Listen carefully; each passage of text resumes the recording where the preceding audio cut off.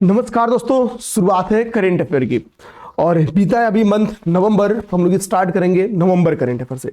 Current affair की generally हम लोग बेसिकली स्टार्ट करेंगे नवंबर करेंट अफेयर से, और लगभग 2 घंटे का ये करेंट अफेयर रहेगा और 2 घंटे की करेंट अफेयर में पूर्णतया समाप्त हो जाएगा। एक रिक्वेस्ट जो हर बार करता हूं वही करूंगा, इसके अलावा क्लास में कहीं कोई बातचीत नहीं होगी। बिल्कुल 2 घंटे का टाइम देना, 30 दिन की करेंट अफेयर का आपको निचोड़ आपके हाथ में रहेगा, ठीक है। कोई उठेगा नहीं, इस बात की गारंटी देता हूं, बट आप लोग को उठने के बाद कमेंट जरूर करना है कि सर क्लास कैसी थी, कुछ सुझाव है तो आप लोग जरूर बताना। थोड़ा एक सुझाव आपका ये हो सकता है कि सर इंग्लिश में कंटेंट आपने दे दिया, तो बहुत बेसिक से फैक्ट्स हैं, आपको परेशान नहीं करेंगे, ठीक है। कहीं आपको लगेगा कि सर ये चीज इंग्लिश में लिखी रहती थी तो ज्यादा मजा आता तो मुझे बता देना, हम लोग उसको उसका नोट्स इंग्लिश में कर लेंगे, ठीक है ना। अब चलिए हम लोग आते हैं नवंबर करेंट अफेयर में स्टार्ट करेंगे। जैसे आप बोलोगे सर नवंबर होगा तो फिर आप मुक्ति पा जाओगे, तो नवंबर के बाद हम लोग कर लेंगे अक्टूबर। अगर तब तक दिसंबर माह खत्म हो जाएगा तो दिसंबर कर लेंगे, ठीक है। हालांकि मैं बताऊं, मैं आपको मिड जनवरी से मार्केट में मैं कंफर्म हूं कि 6 मंथली कोई ना तो कोई आ जाएगी, ठीक है। फॉर एग्जांपल घटनासार, तो मैं आपको घटनासार करा दूंगा। घटनासार कराने में मुझे 20 दिन लगेगा और उसका सबसे बड़ा फायदा जो मिलेगा वो आरओ मेंस वालों को मिलेगा। तो मैं आरओ मेंस के लिए करंट अफेयर में उम्मीद करूंगा कि जो भी पेपर में करंट अफेयर के क्वेश्चंस हैं एटलीस्ट वो आपके काम आ जाए, ठीक है। जीएस के लिए हमने अपनी जो भी मेंस वाले लोग थे, जीएस के में तो क्लासेस ऑलरेडी, आप GS same to same prelims वाला ही रहता है, तो हमने क्रैश कोर्स की क्लासेस आपको दे दी थी, ठीक है। तो मेंस वालों को कोई दिक्कत नहीं होगी। मेंस के हमने टेस्ट सीरीज भी आपको दे दी थी, जितना भी वादा था मैक्सिमम चीजें आपसे कर दिए थे, ठीक है ना। करंट अफेयर एक छूट रहा था और उसके लोग परेशान थे, तो वो हम लोग काम कर लेते हैं। टू द पॉइंट जाएंगे, बातचीत नहीं करेंगे। और ये करंट अफेयर की क्लास ध्यान देना, यूपीपीएससी जो भी परीक्षाएं कराएगी उन सभी के लिए बेहद इंपॉर्टेंट है। क्लास देख के भी आपको लगेगा कि इसमें कुछ भी अनर्गल चीजें शामिल नहीं की गई है ताकि क्लास की लेंथ जबरदस्ती की बढ़े। चलिए सीधे आते हैं, हम पहला टॉपिक करेंगे वो है देव दिवाली। देव दिवाली बेहद इंपॉर्टेंट है, जीएस पेपर 5 में भी हम लोग देव दिवाली को मेंशन कर सकते हैं। ध्यान देना, हमको देव दिवाली के लिए क्या क्या चीजें दिमाग में रखनी है। तो आफ्टर दिवाली के 15 दिन बाद देखना हम इसको सेलिब्रेट करते हैं। बेसिकली आप देखना, वाराणसी में इस देव दिवाली का जो महत्वपूर्ण आयोजन होता है वो वाराणसी में होता है। तो एक तो क्या है कि इसको हम लोग दिवाली के 15 दिन बाद इसको सेलिब्रेट किया जाता है, इसको मनाई जाती है। कितने दिन बाद? After 15 days. एक फैक्ट याद रखो। दूसरा क्या, यह पर्व कार्तिक पूर्णिमा के अवसर पर मनाया जाता है। इस पर्व की विशेषता क्या है? ये कार्तिक पूर्णिमा के अवसर पर इसको बेसिकली मनाया जाता है। अब इस पर्व के मनाने की बहुत सारी कहानियां हैं। एक कहानी भगवान शिव से संबंधित है, एक कहानी आपकी ये है, हिंदू मान्यताएं ये है कि इस दिन बेसिकली जो देवतागण होते हैं वो गंगा नदी में स्नान के लिए अवतरित होते हैं। अब एक चाहो तो बहुत प्यारा सा क्वेश्चन बना सकते हो, गंगा रिवर आप लोग तैयार कर लो। कैसे तैयार करना बता देता हूं। रिवर्स मेरे भाई हमेशा आप शॉर्ट वीडियो का सहारा लेना, क्लियर चीजें बताते चलूंगा, बहुत ध्यान से देखना। जहां पे मैं करा दूंगा वहां मैं करा दूंगा, जहां पे अच्छी चीजें मौजूद है अब मान लो। आपको गंगा रिवर को शॉर्ट वीडियो में जाकर खत्म करना है। अब बहुत शॉर्ट्स देखते होगे, इसका जाके आप शॉर्ट्स वीडियो देखो और इसे समाप्त करो। ये नोट्स मैं आप लोग को शेयर कर दूंगा अपने टेलीग्राम चैनल पे पीसीएस अभ्यास में। तो सब लोग जिनको ये नोट्स चाहिए करंट अफेयर का पूरा, ठीक है, नवंबर का, वो टेलीग्राम से आ जाओ, वहीं पे हम आपको इसको शेयर कर देंगे, ठीक है ना। इसको देख लेना आप लोग। अब देखो, हमको बस 2 फैक्ट यहाँ पे मेजरली क्या रखते हैं कि भाई 15 दिन बाद, दिवाली के 15 दिन बाद मनाई जाती है कार्तिक पूर्णिमा के अवसर पर। इस उत्सव को हम लोग त्रिपुरोत्सव के नाम से भी मानते हैं। त्रिपुरोत्सव बेसिकली क्या था, एक राक्षस था, एक असुर था जिनका नाम था त्रिपुरासुर। एक असुर था, जिस असुर का नाम क्या था? इस असुर का नाम था त्रिपुरासुर। तो माना जाता है कि त्रिपुरासुर का वध किया था किसने? भगवान शिव ने। त्रिपुरासुर का वध भगवान शिव के द्वारा किया गया था और इस विजय की स्मृति में हम लोग देव दिवाली क्या करते हैं? सेलिब्रेट करते हैं। इसी के लिए इस पर्व को हम लोग त्रिपुरोत्सव के नाम से भी जानते हैं। तो कल को मान लो देव दिवाली की जगह आपसे बोल दे त्रिपुरोत्सव पर्व के संदर्भ में निम्नलिखित कथनों पर विचार करिए। यह पर्व दिवाली के 1 हफ्ते बाद सेलिब्रेट की जाती है, ठीक है, कार्तिक पूर्णिमा के अवसर पर सेलिब्रेट की जाती है। तो आप लोग गलत मत करना, बात एक ही है, चाहे दिवाली पूछे पेपर में या त्रिपुरोत्सव की बात बोले, ठीक है, ध्यान देना। ये हम लोग देख लिए, ठीक है। और देव दिवाली इस बार हमने 5 नवंबर को सेलिब्रेट की थी, ठीक है। चांस है कि भाई कुछ भी आजकल आ जा रहा है, तो 5 नवंबर भी अपने दिमाग में रखना, 5 नवंबर। अब लोग आते हैं नेक्स्ट, जो दूसरा हमारा फैक्ट है वो है गोगाबिल लेक को लेके। देखो, गोगाबिल लेक अभी न्यूज में इसलिए आई थी, ये भारत की 94th हम लोग कह सकते हैं रामसर साइट है। रामसर स्थल क्या है? 94वां रामसर स्थल है। आप कमेंट बॉक्स में बता सकते हो कि भैया कि जो आपका वर्ल्ड वेटलैंड डे कब मनाया जाता है? ठीक है, ये अगर हम लोग गोगा बिल लेक की बात करें तो ये बिहार का छठा रामसर साइट है। छठा रामसर साइट है किसका? बिहार का ये छठा रामसर साइट है। ठीक है, ये बिहार की कटिहार में स्थित है, ये दिमाग में रखिएगा, ये बिहार का छठा रामसर साइट है। तो मैं यहाँ पे लिख देता हूं, ये बिहार का छठा रामसर साइट है और भारत का 94वां रामसर साइट है। बिहार का छठा और भारत का 94वां 94th रामसर साइट है। 94th रामसर साइट है। ठीक है, देखो भारत के पास अब टोटल चुकी 94 रामसर साइट है। भारत विश्व में तीसरे स्थान पे है, ध्यान देना, भारत विश्व में तीसरे स्थान पे है जिसके पास इतनी रामसर साइट्स हैं। आप मुझे चाहो तो ये भी बता सकते हो कि सर्वाधिक रामसर साइट रखने वाला देश कौन सा है? सर्वाधिक रामसर साइट जिसके पास स्थित है। ये इसके बारे में एक और विषय, ये गोमुख लेक है। ये अपने दिमाग रखना कि गोगा बिल लेक जो है वो गोमुख लेक है। तो हमने गोगा बिल लेक के बारे में समझा, ये बिहार में स्थित है, ये बिहार की एक रामसर साइट है जो कि बिहार की छठी रामसर साइट है और भारत की 94वीं रामसर साइट है। 94वीं रामसर साइट है। ठीक है ना। नेक्स्ट जो हमारे लिए इंपॉर्टेंट है वो क्या है? वो है आदर्श वेद विद्यालय। देखो आजकल क्या है कि संस्कृत और जो वैदिक संस्कृत है उनको बेसिकली बढ़ावा दे रहा है। वैदिक एजुकेशन की बात हो, वैदिक संस्कृति की बात हो, क्योंकि ये हमारे क्या है, ये हमारी पुरातन संस्कृति के हिस्से हैं और संस्कृति का सहेजना, आर्ट एंड कल्चर को सहेजना बेहद इंपॉर्टेंट होता है। इसी को ध्यान में रखते हुए भी हाल ही में राजस्थान गवर्नमेंट ने क्या किया है, आदर्श वेद विद्यालय की शुरुआत की है। आदर्श वेद विद्यालय की शुरुआत की है। कहाँ पे? राजस्थान में। आपको बस इतना देना है, मेरा मानना है कि अगर ये क्वेश्चन यूपी में बन के आएगा तो इससे ज्यादा कुछ नहीं पूछेगा कि हाल ही में आदर्श वेद विद्यालय की शुरुआत किस सरकार के द्वारा की गई। नाम में ही है वेद विश्वविद्यालय, तो सिंपल वेद विद्यालय, तो सिंपल सी बात है, वैदिक लिटरेचर्स, वैदिक एजुकेशन को बढ़ावा देगा। संस्कृत, वैदिक लिटरेचर्स किस में लिखे होंगे? संस्कृत में, तो संस्कृत लैंग्वेज को बढ़ावा देगा। ठीक है, सिंपल सी बात है, संस्कृत के संरक्षण की बात करेगा। तो आदर्श वेद विद्यालय खोले क्यों गए होंगे, ये जानना हमारे लिए बहुत आसान सा काम है, ये बेहद आसान सा काम है। अब देखो होगा क्या, चूंकि संस्कृत को बढ़ावा क्या है, हाल में उत्तराखंड गवर्नमेंट के द्वारा बहुत ज्यादा दिया जा रहा है। किसके द्वारा? उत्तराखंड सरकार के द्वारा जो वैदिक हम लोग कहते हैं एजुकेशन है या संस्कृत एजुकेशन है उसको बढ़ावा दिया जा रहा है। ऐसे में नो डाउट कि आपके दिमाग में ऑप्शन हमेशा कहां जाएगा, आपको नहीं पता रहेगा तो उत्तराखंड जाएगा। हर एक चीज बहुत क्लियर दिमाग में डालना होता है कि आपके दिमाग में फिट हो जाए और ये फैक्ट्स आपको कभी ना याद करना पड़े। तो उत्तराखंड आदर्श वेद विद्यालय, इसी के लिए हमको याद करना है। कहां पे? राजस्थान सरकार के द्वारा इसको प्रमोट किया जा रहा है, ये चलाएगा। नेक्स्ट हम देखेंगे, हमारे लिए एक इंपॉर्टेंट है, एक नौरादेही अभ्यारण्य। हमारे लिए इंपॉर्टेंट क्या है? हमारे लिए इंपॉर्टेंट है नौरादेही अभ्यारण्य। देखो नौरादेही अभ्यारण्य, पहली बात आपकी स्थित कहां पे है? तो नौरादेही अभ्यारण्य आपका स्थित है एमपी में। कहां पे? मध्य प्रदेश में। हम कहते हैं कि एमपी को हम लोग आपके चीतों की कैपिटल्स के नाम से जानते हैं बेसिकली। अब एक चीज समझो, हुआ क्या है कि मोदी जी के जन्मदिन के अवसर पर एक लंबे समय पहले, ठीक है, ध्यान देना कि नौरादेही अभ्यारण्य, आपको ध्यान देना इसकी कहानी कि वो होता है कि कूनो राष्ट्रीय उद्यान। कूनो राष्ट्रीय उद्यान कहां पे है? एमपी में है कूनो राष्ट्रीय उद्यान।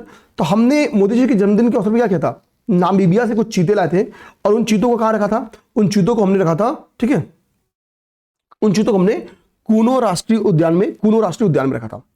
समय के साथ इन चीतों को हमने कहां रखा? गांधी सागर अभ्यारण्य में भी इनको फिट किया। संख्या बढ़ती गई। अभी जो नामीबिया से चीते लाए गए थे, तो मान लो कि हमने नामीबिया से पहली दफा 6 चीते लाए थे, बस कहानी सुनने के लिए, ठीक है। अब ये इस पेपर में नहीं आएगा कि कितने चीते पहली बार लाए थे वो। तो जो चीते लाए थे, जो पहली बार स्वदेशी जन्म हुआ जो भारत में, ठीक है, जो पहला स्वदेशी रूप से जन्म हुआ, ठीक है, वो चीता भी बहुत इंपॉर्टेंट है। वो चीते की इसलिए इंपॉर्टेंट है क्योंकि वो जो स्वदेशी रूप से जिस चीते ने भारत में जन्म लिया था, फॉर एग्जांपल जो चीते आए थे उनमें से जिस मादा चीता ने बच्चे को जन्म दिया था, तो जो पहला बच्चा भारत में जन्मा था ना, वो भी अब मां बन चुकी है, ठीक है। और इसी के लिए वो इस बार नवंबर में वो न्यूज में। अब देखो ये क्यों इंपॉर्टेंट है, तो कह रहा है कि भाई कि पहले हमने जब चीतों को लाया तो हमने चीतों को कहां बसाया? कूनो राष्ट्रीय उद्यान में। समय के साथ हमने इनके कंडीशंस को डेवलप कर लिया तो गांधी सागर अभ्यारण्य में हमने इनको बैठाया, लेकिन इनकी संख्या बढ़ रही है और इनके लिए एक आदर्श स्थिति नौरादेही अभ्यारण्य में भी खोज लिया। अब देखिए यहाँ पे नौरादेही अभ्यारण्य यहाँ पे आपको दिख रहा होगा, ठीक है, मध्य प्रदेश में स्थित है नौरादेही, ठीक है। ऊपर आपका कूनो है, ठीक है, कूनो है। एरिया के हिसाब से देखोगे तो नौरादेही बड़ा है कूनो से, एरिया के हिसाब से नौरादेही कूनो से बड़ा है। खैर हमको इसलिए नहीं परेशान रहना कि कौन बड़ा है कौन छोटा है, बस एक दिमाग में एक चीजें चला जाए, ठीक है। इसलिए हमने इस एरिया को आपको दिखा दिया। तो नौरादेही अभ्यारण्य हमने देख लिया। नौरादेही अभ्यारण्य क्यों है? क्योंकि ये भारत का तीसरा चीता आवास बन गया है। क्यों क्यों न्यूज में है? क्योंकि ये भारत का तीसरा चीता आवास बन चुका है, तीसरा चीता आवास बन चुका है। ठीक है, ध्यान देना। गांधी सागर अभ्यारण्य में हमने चीतों को 2024 से हमने चीते यहाँ पे भी चीता आवास इसको बनाया था। ठीक है, 2022 में चीते आए थे, तो 2022 में चीते आए थे नामीबिया से। हालांकि ये सब फैक्ट्स नहीं आएगा 2022 में आए थे कि 24 में आए थे। ठीक है, आपको कुछ भी नहीं आएगा, बस दिमाग में रखना कि जो 3 ऐसे सीधे दिया जाएगा कि निम्नलिखित में से कौन सा भारत में चीता आवास के रूप में नहीं डेवलप किया गया, किस आवास को या किस उद्यान को चीता आवास के रूप में नहीं डेवलप किया गया है। तो 3 क्या गया है, ऐसे भी दिमाग में रखना है। ठीक है, या इनको अरेंज करके दे दे, सबसे पहले किसको, पूनो को, फिर गांधी सागर अभ्यारण्य को, फिर नौरादेही। बार बार चीजों को रिवीजन कराने का मतलब है नौरादेही अभ्यारण्य आपके दिमाग में कहीं ना कहीं बैठ जाए। ठीक है, अब एक ये बहुत हम लोग कह सकते हैं कि परेशान करने वाला एक फैक्ट है, वो है मातृ दुग्ध में यूरेनियम की मात्रा पाई गई है। ये मतलब बेहद खतरनाक। बिहार के कुछ एरियाज में क्या होगा कि माताओं के जब दुग्ध का क्या किया गया, टेस्ट किया गया, तो पाया क्या गया कि उसमें जांच में पता चला कि उनमें यूरेनियम की मात्रा पाई गई। ठीक है, अब यूरेनियम 238 की, देखना यूरेनियम 238 की उपस्थिति दर्ज की गई है किसमें, बिहार के कुछ राज्य, कुछ जिलों के, ठीक है, माताओं के स्तन में। इसके पीछे का रीजन ये है कि दूषित पानी, देखना दूषित पानी माना जाता है। बेसिकली इसका मुख्य कारण होगा कि उनके द्वारा दूषित पानी का प्रयोग किया जाना, ये एक मेन कारण होगा, ये एक मेन कॉज होगा। अब जाहिर सी बात है कि भाई माताओं की अगर स्तन में, माताओं की अगर दूध में यूरेनियम 238 की मौजूदगी है, तो भाई दूध बच्चे पिएंगे। ऑलरेडी भारत क्या है कि न्यूट्रिशन से या कुपोषण से हम लोग कह सकते हैं, ठीक है, अल्प कुपोषण से जूझ रहा है।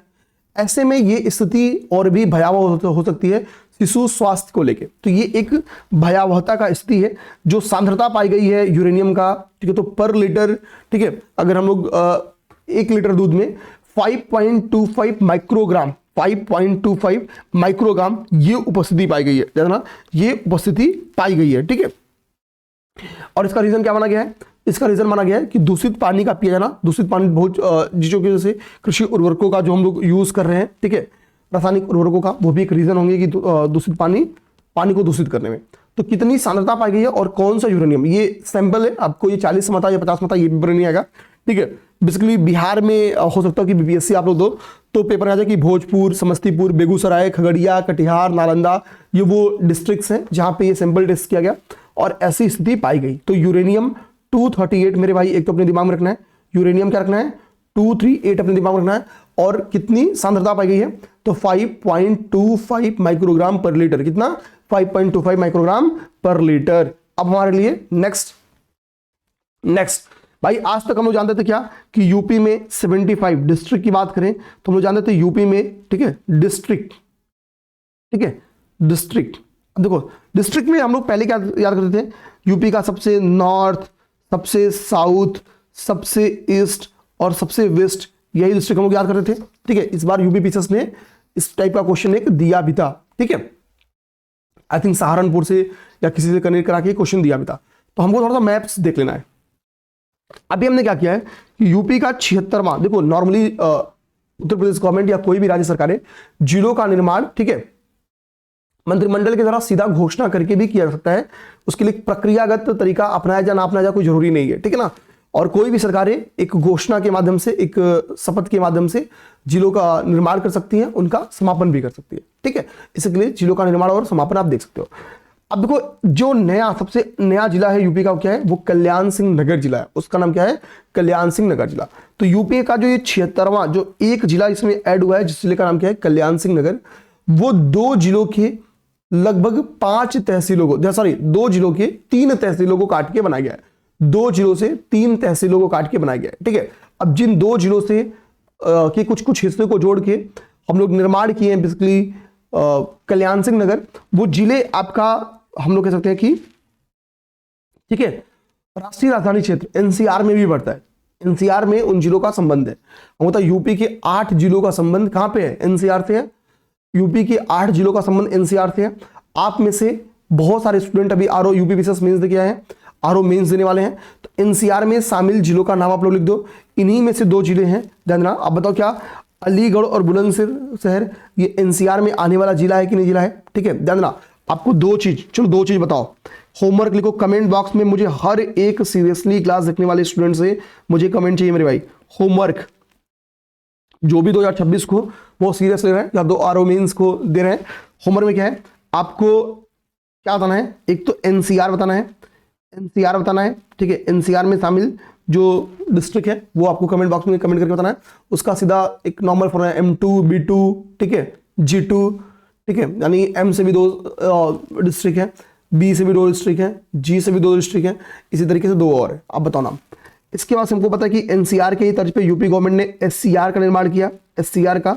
ठीक है, एससीआर में आप मुझे बताओ, पहला चीज ऐसे स्टेटमेंट दे सकता है, आप भूल गए होगे कि कितने डिस्ट्रिक्ट हैं, पहली बात। ठीक है, उनमें किनका एरिया ज्यादा है, किनका एरिया कम है, ऐसे करके स्टेटमेंट आ सकता है।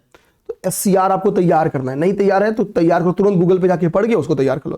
देखो बहुत सारी चीजें मैं कंटेंट बनाता हूं तो मेरे दिमाग में नहीं रहता, लेकिन पढ़ाते समय मेरा दिमाग पूरी तरीके से एक्टिव होता है। ठीक है, तो एससीआर और एनसीआर ये दो फिर से होमवर्क है, और ये होमवर्क का मतलब है आपको याद है तो कमेंट में बताओ, नहीं याद है तो पढ़ लो, नोट कर लो। आप भी कहीं के सर ने बोला है होमवर्क तैयार करना है, एनसीआर तैयार करना है, एससीआर तैयार करना है। ठीक है, इस तरीके से गंगा रिवर सर ने बोला तैयार करने के लिए, कहीं नोट कर लो आप लोग। अब देखो अलीगढ़ जिले का 2 तहसील है, तहसील का भी नाम याद करना है, अतरौली तहसील, गंगीरी तहसील, याद करो, अतरौली, गंगीरी और बुलंदशहर का डीवाई, बुलंदशहर का क्या है, बुलंदशहर का डीवाई तहसील। तो अलीगढ़ में, अलीगढ़ का देखो, अलीगढ़ में जो है, ठीक है, वो है आपका अली से अतरौली और ग से गंगीरी। हमको सिंपल मान लो आपसे पूछ दे ये तीनों तहसील का नाम, पहली बात आपको याद करना है, अतरौली, गंगीरी और डिवाई।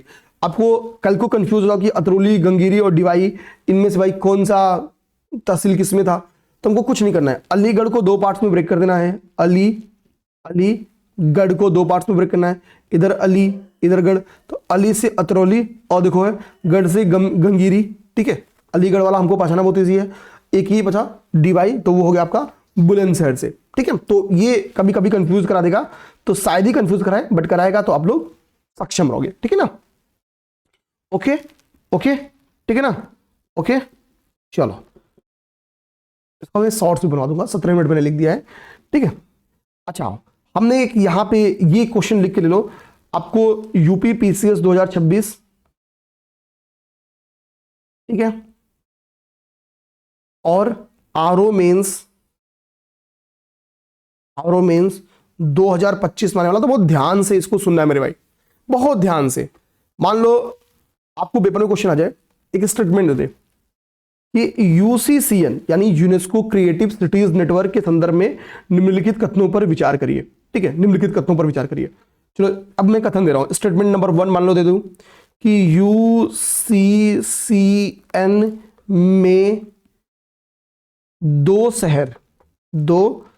शहरों को भारत के अब तक 2 शहरों को शामिल किया गया है, 2 शहरों को शामिल किया गया है। एक स्टेटमेंट मान लो ये बना के दे दे, और मैं लिख के दे लूं कि मैक्सिमम लोगों को उम्मीद करूंगा इसको गलत कर देंगे। ठीक है, किया गया, क्यों बताता हूं, सब चीज समझाऊंगा मेरे भाई। देखो आयोग आपसे प्रेशर में ही गलती कराएगा, आप सब पढ़ो, मैं पढ़ा दूंगा, आप पढ़ लोगे, खुद से भी पढ़ लोगे, बट आयोग यही सब गलतियां कराएगा। ठीक है, मैंने यहां पे क्या लिखा है, इस चीज को पढ़ना कि अब तक 2 शहरों को शामिल किया गया। एक तो पॉइंट नंबर 1 यहां पे फोकस करना, पॉइंट 1 यहां पे फोकस करना। ठीक है ना, अब ध्यान दो, पहली बात कुछ फैक्ट्स देखो जो मैंने आपको बताने की कोशिश किया है। पहली बात क्या है, यूनेस्को क्रिएटिव सिटीज नेटवर्क यूसीसीएन की बात करें तो अभी इसकी 43rd जनरल कॉन्फ्रेंस हुआ है। आपको मेरे भाई ये भी याद रखना है, 43rd जनरल कॉन्फ्रेंस, क्योंकि 43rd जनरल कॉन्फ्रेंस का संबंध यूपी से भी डायरेक्ट हो गया है। 43rd जनरल कॉन्फ्रेंस का संबंध किससे हो गया, यूपी से, यूपी का लखनऊ जो कि यूपी की राजधानी है। इसीलिए मैंने अभी मेंस वालों से बोला भी है कि चूंकि क्रिएटिव सिटीज नेटवर्क में लखनऊ को शामिल कर लिया है, तो आप रेडी रहो, लखनऊ की इतिहास के ऊपर क्वेश्चन बन के आ सकता है यूजीएस पेपर 5 में। आप भी यहां पे रेडी रहो कि हमको एक तो ये 43वीं तैयार करनी है, यूपी में 43वीं जनरल कॉन्फ्रेंस। ये 43वीं जनरल कॉन्फ्रेंस हुआ कहां, तो समरकंद उज्बेकिस्तान में कहाँ हुआ मेरे भाई, बताओ। अब ये समरकंद उज्बेकिस्तान में आयोजित हुआ, समरकंद उज्बेकिस्तान में 43वीं जनरल कॉन्फ्रेंस कहाँ, समरकंद उज्बेकिस्तान में। देखो यूसीसीएन को 2004 में, वर्ष 2004 में इसको स्थापित किया गया था, वर्ष 2004 में स्थापित किया गया था। लखनऊ को रचनात्मक शहर यानी क्रिएटिव सिटीज शहर घोषित किया गया। इस बार लखनऊ को क्रिएटिव सिटीज में शामिल किया गया, और क्रिएटिव सिटीज के जिस लिस्ट में, जिस कैटेगरी में शामिल किया गया लखनऊ को, उसमें इसके पहले केवल हैदराबाद को ही शामिल किया गया था। अब यहाँ पे बहुत ध्यान से देखो यूसीसीएन के सिटीज। सबसे पहले यूसीसीएन में जिन शहरों का नाम आया था 2015 में जयपुर और वाराणसी थे। जयपुर का नाम हस्तकला एवं लोक कला के क्षेत्र में था, और वाराणसी संगीत के। हमको पता है वाराणसी घराना पढ़ते हैं हम लोग, वाराणसी घराना पढ़ते हैं। तो जयपुर हस्तकला एवं लोक कला, जयपुर हस्तकला एवं लोक कला के क्षेत्र में इसको 2015 में, और वाराणसी को 2015 में ही संगीत के क्षेत्र में दिया था। तो सबसे पहले जिन यूसीसीएन सिटीज में जो दो शहर शामिल किए गए थे वो क्या आपका हैदराबाद है, वो क्या हैदराबाद है, क्योंकि वहां पे लिखा है पहला हैदराबाद, यहां से आप फंसना मत। तो ध्यान देना, तो पहले आपका क्या था, जयपुर था मेरे भाई, पहले जयपुर एंड देना वाराणसी था, जयपुर एंड वाराणसी था, जयपुर एंड वाराणसी था। ठीक है मेरे भाई। पेपर में भी क्वेश्चन आ सकता है कि यूसीसीएन में शामिल शहरों के इतिहास पे चर्चा करें, कुछ ऐसा, तो इसमें भी दिमाग रखना, यूपी से संबंधित GS 5 में। ठीक है, अब हम एक चीज समझे, ये तो था 2015 में, 2015 में, तो यहां भी वाराणसी का मतलब यूपी से हो गया। फिर देखो आप जब हैदराबाद देखोगे तो हैदराबाद यहाँ पे गैस्ट्रोनॉमी और पाक कला के क्षेत्र में आपको देखने को मिलेगा। 2019 में इसको क्रिएटिव सिटीज की लिस्ट में शामिल किया था, और उसी सेम उसी कैटेगरी में लखनऊ को भी शामिल किया, सेम उसी कैटेगरी में लखनऊ को भी। ठीक है, हैदराबाद को कब शामिल किया गया था, 2019 में। लखनऊ कब किया गया, 2025 में। हैदराबाद को कब, 2019 में, 2019 में। लखनऊ कब, 2025 में। ओके, ये बात समझ में आ गया। इसके पहले कोझिकोड को साहित्य के क्षेत्र में 2023 में शामिल किया गया, आपने पढ़ा भी था, कोझिकोड मैंने पढ़ाया था। ठीक है, मैंने एक एक फैक्ट्स, मैं जब से आपका हम लोग कह सकते हैं कि खास तौर पे ये श्रीनगर, यहां से तो मैं ही करेंट अफेयर पढ़ा रहा हूं। ठीक है, तो ये तीन चीज तो मैंने लगातार ही पढ़ाया है। तो मान लो कि यूसीसीएन में शामिल शहरों को अरेंज करने के लिए आपसे देते पेपर में, तो श्रीनगर, ग्वालियर, कोझिकोड, लखनऊ, श्रीनगर, ग्वालियर, कोझिकोड, लखनऊ। लखनऊ गैस्ट्रोनॉमी और पाक कला में दिया गया। ठीक है, कोझिकोड साहित्य के लिए फेमस है, श्रीनगर हस्तकला एवं लोक कला के लिए। ठीक है, और ऐसे अरेंज के लिए भी दे सकता है, मैं इसलिए बार बार यहाँ पे फोकस करा रहा हूं। तो ये इंपॉर्टेंट टॉपिक है, आप दिमाग में रख लेना। अब देखो भाई, आजकल काशी तमिल संगमम 4.0 GS 5 में ये भी पेपर में क्वेश्चन बन के आ सकता है। काशी का मतलब सिंपल सी बात है, उत्तर प्रदेश या नॉर्थ की संस्कृति को रिप्रेजेंट कर रही है, और तमिल साउथ की संस्कृति को रिप्रेजेंट कर रही है। और संगम का मतलब होता है मिलन, यानी काशी और तमिल का मिलन, यानी उत्तर की संस्कृति और दक्षिण की संस्कृति का मिलन। तो आजकल जो भाषाई टकराव देख रहे हो, सांस्कृतिक दिक्कतें देख रहे हो, तो काशी तमिल संगमम क्या करेगी, दोनों में एक रूपता लाएगी, एकीकृत भारत के निर्माण में बहुत पूर्ण भूमिका निभाएगी। ठीक है, अच्छा आप देखिए, तो काशी तमिल संगमम 4.0 चौथा इसका चरण स्टार्ट होगा। ठीक है, अब इसमें आपको डेट्स मेरे भाई याद रखना बड़ा जरूरी है। तो काशी तमिल संगमम देना, ठीक है, क्या है, 2 दिसंबर से 10 दिसंबर 2025 तक इसको आयोजित किया गया। ये डेट आपको याद रखना है। जब दिसंबर की शुरुआत होती है तो शुरुआत दिसंबर से एक हफ्ते तक ही चलता है, 2 दिसंबर से 10 दिसंबर तक हम काशी तमिल संगमम को मनाते हैं। और मोदी जी ने इसको बहुत ही ज्यादा फोकस किया था। तो आप ऐसे दिमाग में रखो इस चीज को, किस थीम के बेस्ड किया गया था, तो तमिल सीखिए, तमिल करिकुलम, ये बेसिकली इस थीम की बेस इसको स्टार्ट किया। तमिल सीखिए, तमिल करिकुलम, ये इस थीम के बेस इसको स्टार्ट किया था। ये थीम थी काशी तमिल संगमम 4.0 की। अब बात आती है कि आयोजक कौन थे, किन्होंने इसको आयोजित किया था इस काशी तमिल संगमम को। तो आयोजन का जो क्रेडिट जाता है वो शिक्षा मंत्रालय को जाता है। शिक्षा मंत्रालय ने BHU वाराणसी और IIT मद्रास के सहयोग से इसका आयोजन किया। BHU वाराणसी और IIT मद्रास के सहयोग से इसका हम लोग कह सकते हैं कि बेसिकली इसका आयोजन किया। तो आयोजक का नाम देख लिया। ये कब काशी तमिल संगमम 4.0 की शुरुआत कब हुई, तो 4.0 चौथा चरण, चौथा संस्करण था। तो 2 दिसंबर से 10 दिसंबर 2025, 2 दिसंबर से 10 दिसंबर 2025। थीम क्या थी, तमिल सीखे तमिल करिकुलम, तमिल सीखे तमिल करिकुलम। आयोजक कौन थे? शिक्षा मंत्रालय, बीएचयू वाराणसी और आईआईटी मद्रास। ओके, यहां तक मेरे भाई चीजें आपको समझ में आ गई, यहां तक चीजें समझ में आ गई। अच्छा, जो भी दोस्त मेरे 2026 का प्रीलिम्स दे रहे हैं, देने का सोच रहे हैं, आई मीन आप सब लोग सोच रहे हो, तो यूपी पीसीएस 2026 को लेके कुछ प्लान पीसीएस अभ्यास में भी बनाए। आप अगर टेस्ट तो लगाओ, टेस्ट लगाओ और पढ़ के लगाओ, ये कॉन्सेप्ट दिमाग में रखो, प्री निकलेगा। पढ़ के टेस्ट लगाओ, किसी का लगाओ, पढ़ के लगाओ, ठीक है। तो हमने भी स्टार्ट किया, आप कोशिश करो हमारा लगाओ, ठीक है। तो चलिए, ये एक प्रचार था थोड़ा छोटा सा, ठीक है, वो मिलते हैं एक ब्रेक के बाद, ठीक है। आते हैं हम लोग यहाँ पे फोकस करते हैं। अब हम लोग देखेंगे ग्लोबल, एक हेल्थ सेक्टर का एक बेहद इंपॉर्टेंट अचीवमेंट है। अचीवमेंट को आप लोग ध्यान रखना है। इस ग्लोबल टीबी रिपोर्ट आप जब पढ़ोगे तो बहुत इन डिटेल में लिखा हुआ था, मैंने इसको शॉर्ट करने की कोशिश की। इस टीबी रिपोर्ट में क्या है, नॉर्मली देखिए होता क्या ना कि लास्ट 10 सालों का या पिछली सरकार से इस सरकार की तुलना का एक रिपोर्ट जारी करता है। हालांकि ग्लोबल टीबी रिपोर्ट है तो पिछली सरकार और इस सरकार का तुलना तो नहीं करेगी कि 2014 से इधर का तुलना करते हैं। तो चूंकि लास्ट 10 साल, एक दशक में क्या ग्रोथ हुआ, ये ग्लोबल टीबी रिपोर्ट आकलन करती है। कितना? एक दशक में, ठीक है, दशक मतलब 10 सालों में। तो ग्लोबल टीबी रिपोर्ट ने बताया कि भाई 2025 में भारत की क्या स्थिति थी और आज क्या स्थिति है। इससे हम लोग टीबी के हालचाल को देखेंगे। तो बेसिकली देखने को क्या मिलता है, अगर हम लोग ध्यान से देखें, ठीक है, ये ग्राफ बना देता हूं, ध्यान देना। तो कहा जाता है कि कहा क्या जा रहा है, रिपोर्ट कहती है कि भाई ये मान लो फॉर एग्जांपल कि ये पोजीशन आपकी है, ये पोजीशन, ठीक है, आपकी है वर्ष 2015 की, कि 2015 में क्या था ऐसा, 2015 में टीबी की क्या स्थिति थी और अभी टीबी की क्या स्थिति, यानी 2024 में टीबी की क्या स्थिति है, इसका मापन करता है ये रिपोर्ट, ठीक है। अब मेंस में भी इसको यूज कर सकते हो। अब देखो कहता क्या है कि नए मरीजों की संख्या में एक तो पहली बात गिरावट हुई है, ठीक है। टीबी कहती है कि नए मरीजों की संख्या में क्या है, पहली बात गिरावट हुई है, ठीक है, पहली बात। रिपोर्ट कहती है कि प्रति लाख, रिपोर्ट कहती है कि प्रति लाख जनसंख्या पे पहले 237, 2015 में कितने मरीज थे, 237 मरीज थे प्रति लाख संख्या पे, प्रति लाख जनसंख्या पे पहले कितने मरीज थे, 237 मरीज थे। लेकिन अभी की जो स्थिति है, वो यहां पर रिप्रेजेंट कर रहे हैं, ध्यान देना यहां पे। तो अभी क्या है, अभी ये गिर कितना हो गया है, 187 हो गया है प्रति लाख जनसंख्या पे, ध्यान देना।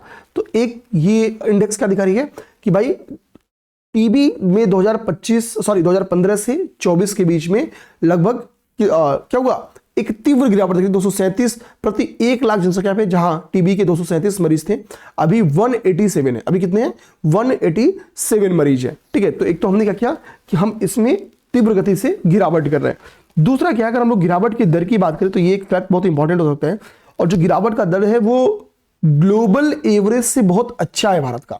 ग्लोबल एवरेज से बहुत अच्छा क्या है कि अगर हम लोग एवरेज की बात करें, तो वैश्विक तौर पर एवरेज की बात करें तो वैश्विक तौर पर इसमें गिरावट केवल कितनी हुई है, 12% हुई है, 12%। अगर हम लोग ग्लोबली बात करें, वैश्विक स्तर पे बात करें तो कितनी, केवल 12% की गिरावट हुई है। लेकिन भारत ने जो इसमें गिरावट दर्ज की है, ये उसका उल्टा कर दो तो 21% गिरावट किसने दर्ज की है, इंडिया ने, ठीक है। हम कह रहे हैं ना कि पहले 237 प्रति लाख थे, अब 187 प्रति लाख है। तो ये फैक्ट याद करना बड़ा आसान है।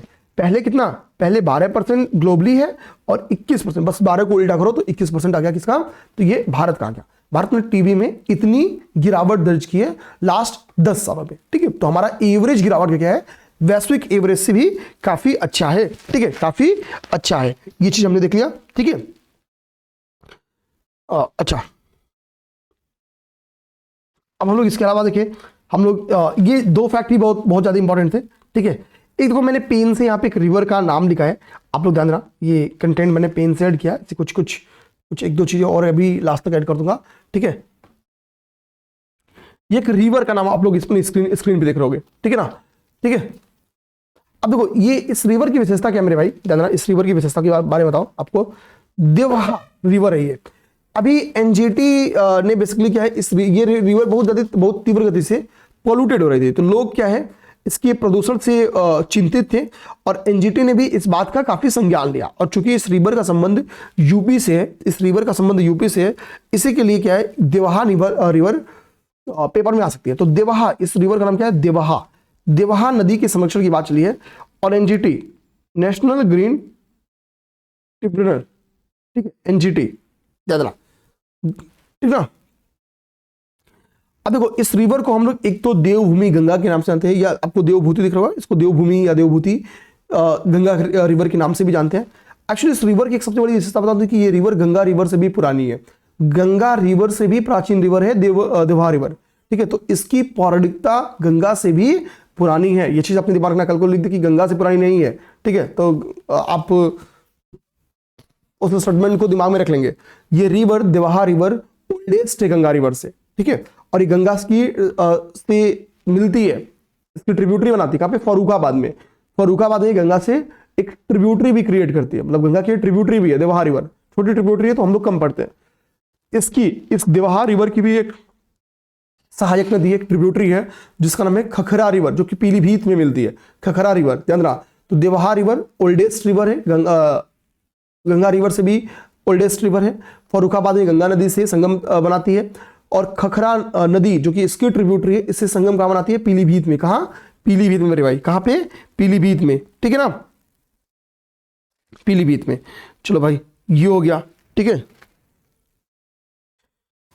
चलो अब मैं आपको दो जीआई टैग्स, यूपी के दो इंपॉर्टेंट जीआई टैग्स के बनाना। देखो अब मान लो नवंबर में यूपी के दो प्रोडक्ट्स को जीआई टैग मिला, देखना जीआई टैग, ये भी इंपॉर्टेंट है। जीआई टैग, दो जीआई टैग, जानना इसमें जो दो जीआई टैग्स हम लिख रहे हैं। अब यूपी के पास टोटल जीआई टैग्स की संख्या कितनी होगी, 79 जीआई टैग हो गया, 79 जीआई टैग हो गया यूपी के पास, जीआई टैग हो गया किसके पास, यूपी के पास, यूपी के साथ। और टॉप, सर्वाधिक, मैक्सिमम इसी के पास, या रैंक 1 हम लोग कह सकते हैं, प्रथम स्थान पे है यूपी जीआई टैग के मामले में, प्रथम स्थान पे है 79 जीआई टैग्स के साथ, ठीक है।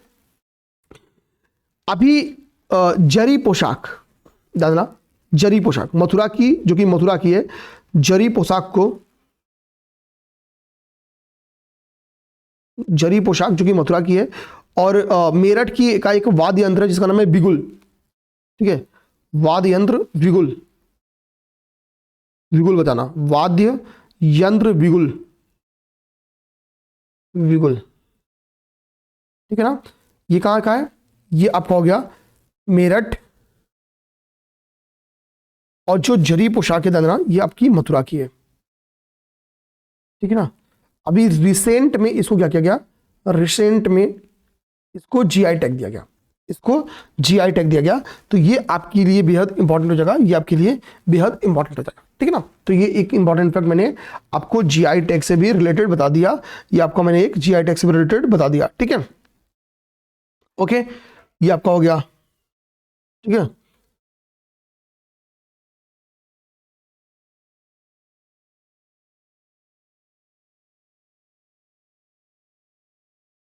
अच्छा, एक यहाँ पे इंपॉर्टेंट और भी मैं एक करंट अफेयर देख रहा हूं जो कि पेपर में आ सकता है, वो है आपका साउंड्स ऑफ कुंभ, देखना sounds of Kumbh, sounds of Kumbh.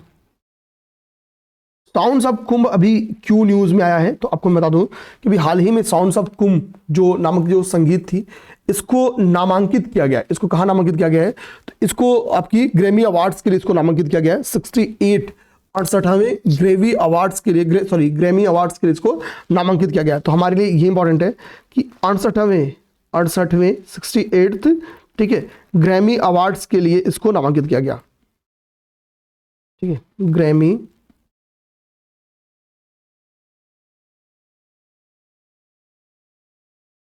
Award से।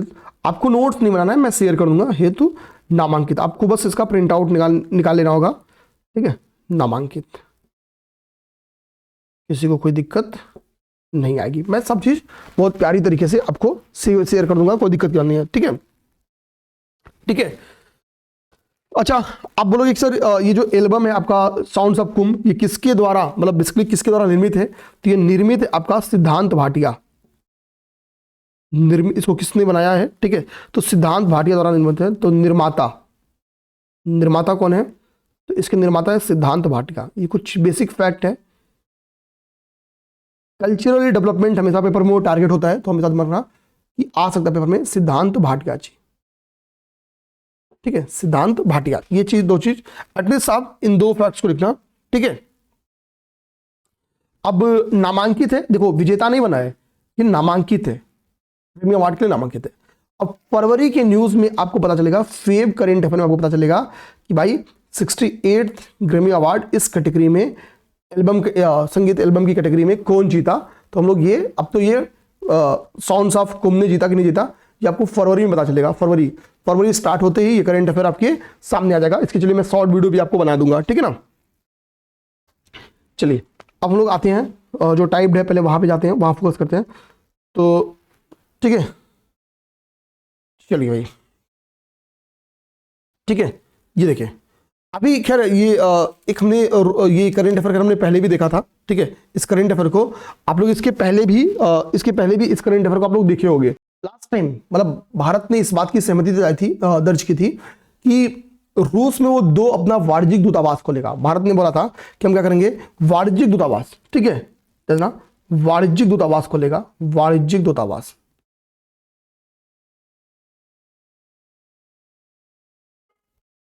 वाणिज्यिक दूतावास, ठीक है। अब वो दूतावास का उद्घाटन कर दिया गया है, ध्यान रखना, उसका उद्घाटन कर दिया गया है। कहां पे, तो येकाटेरिनबर्ग, ये दोनों रसिया के हैं, येकाटेरिनबर्ग और कजान में, येकाटेरिनबर्ग और कजान में भारत ने अपने 2 वाणिज्यिक दूतावासों को अभी क्या किया, उद्घाटन किया है। तो ये लोकेशन आपके लिए बेहद इंपॉर्टेंट है, ये बेहद लोकेशन इंपॉर्टेंट है। अब भाई ये चाइना का एक हाल चाल देख लो। ये आपका साउथ चाइना सी है, ठीक है, ये आपका साउथ चाइना सी है। यहाँ पे क्या करता है कि कृत्रिम तरीके से अक्सर चाइना अपना कुछ आइलैंड्स वगैरह बना के, और वो जो कॉन्सेप्ट है बेसिकली इंटरनेशनल ट्रीटीज का, वाटर्स के यूज का, उसका दुरुपयोग करती है चाइना, ठीक है। तो साउथ चाइना सी में एक्चुअली अपना डायरेक्ट कंट्रोल मारती है कौन, तो साउथ चाइना सी में अपना डायरेक्ट कंट्रोल मानती है कौन, चाइना। अब साउथ चाइना रिवर सी के का बहुत सारे स्ट्रेट्स जो हैं, जो चैनल्स है, वो हमारे लिए बेहद ज़्यादा इंपॉर्टेंट होते हैं। खैर वो आप लोग देख लीजिएगा।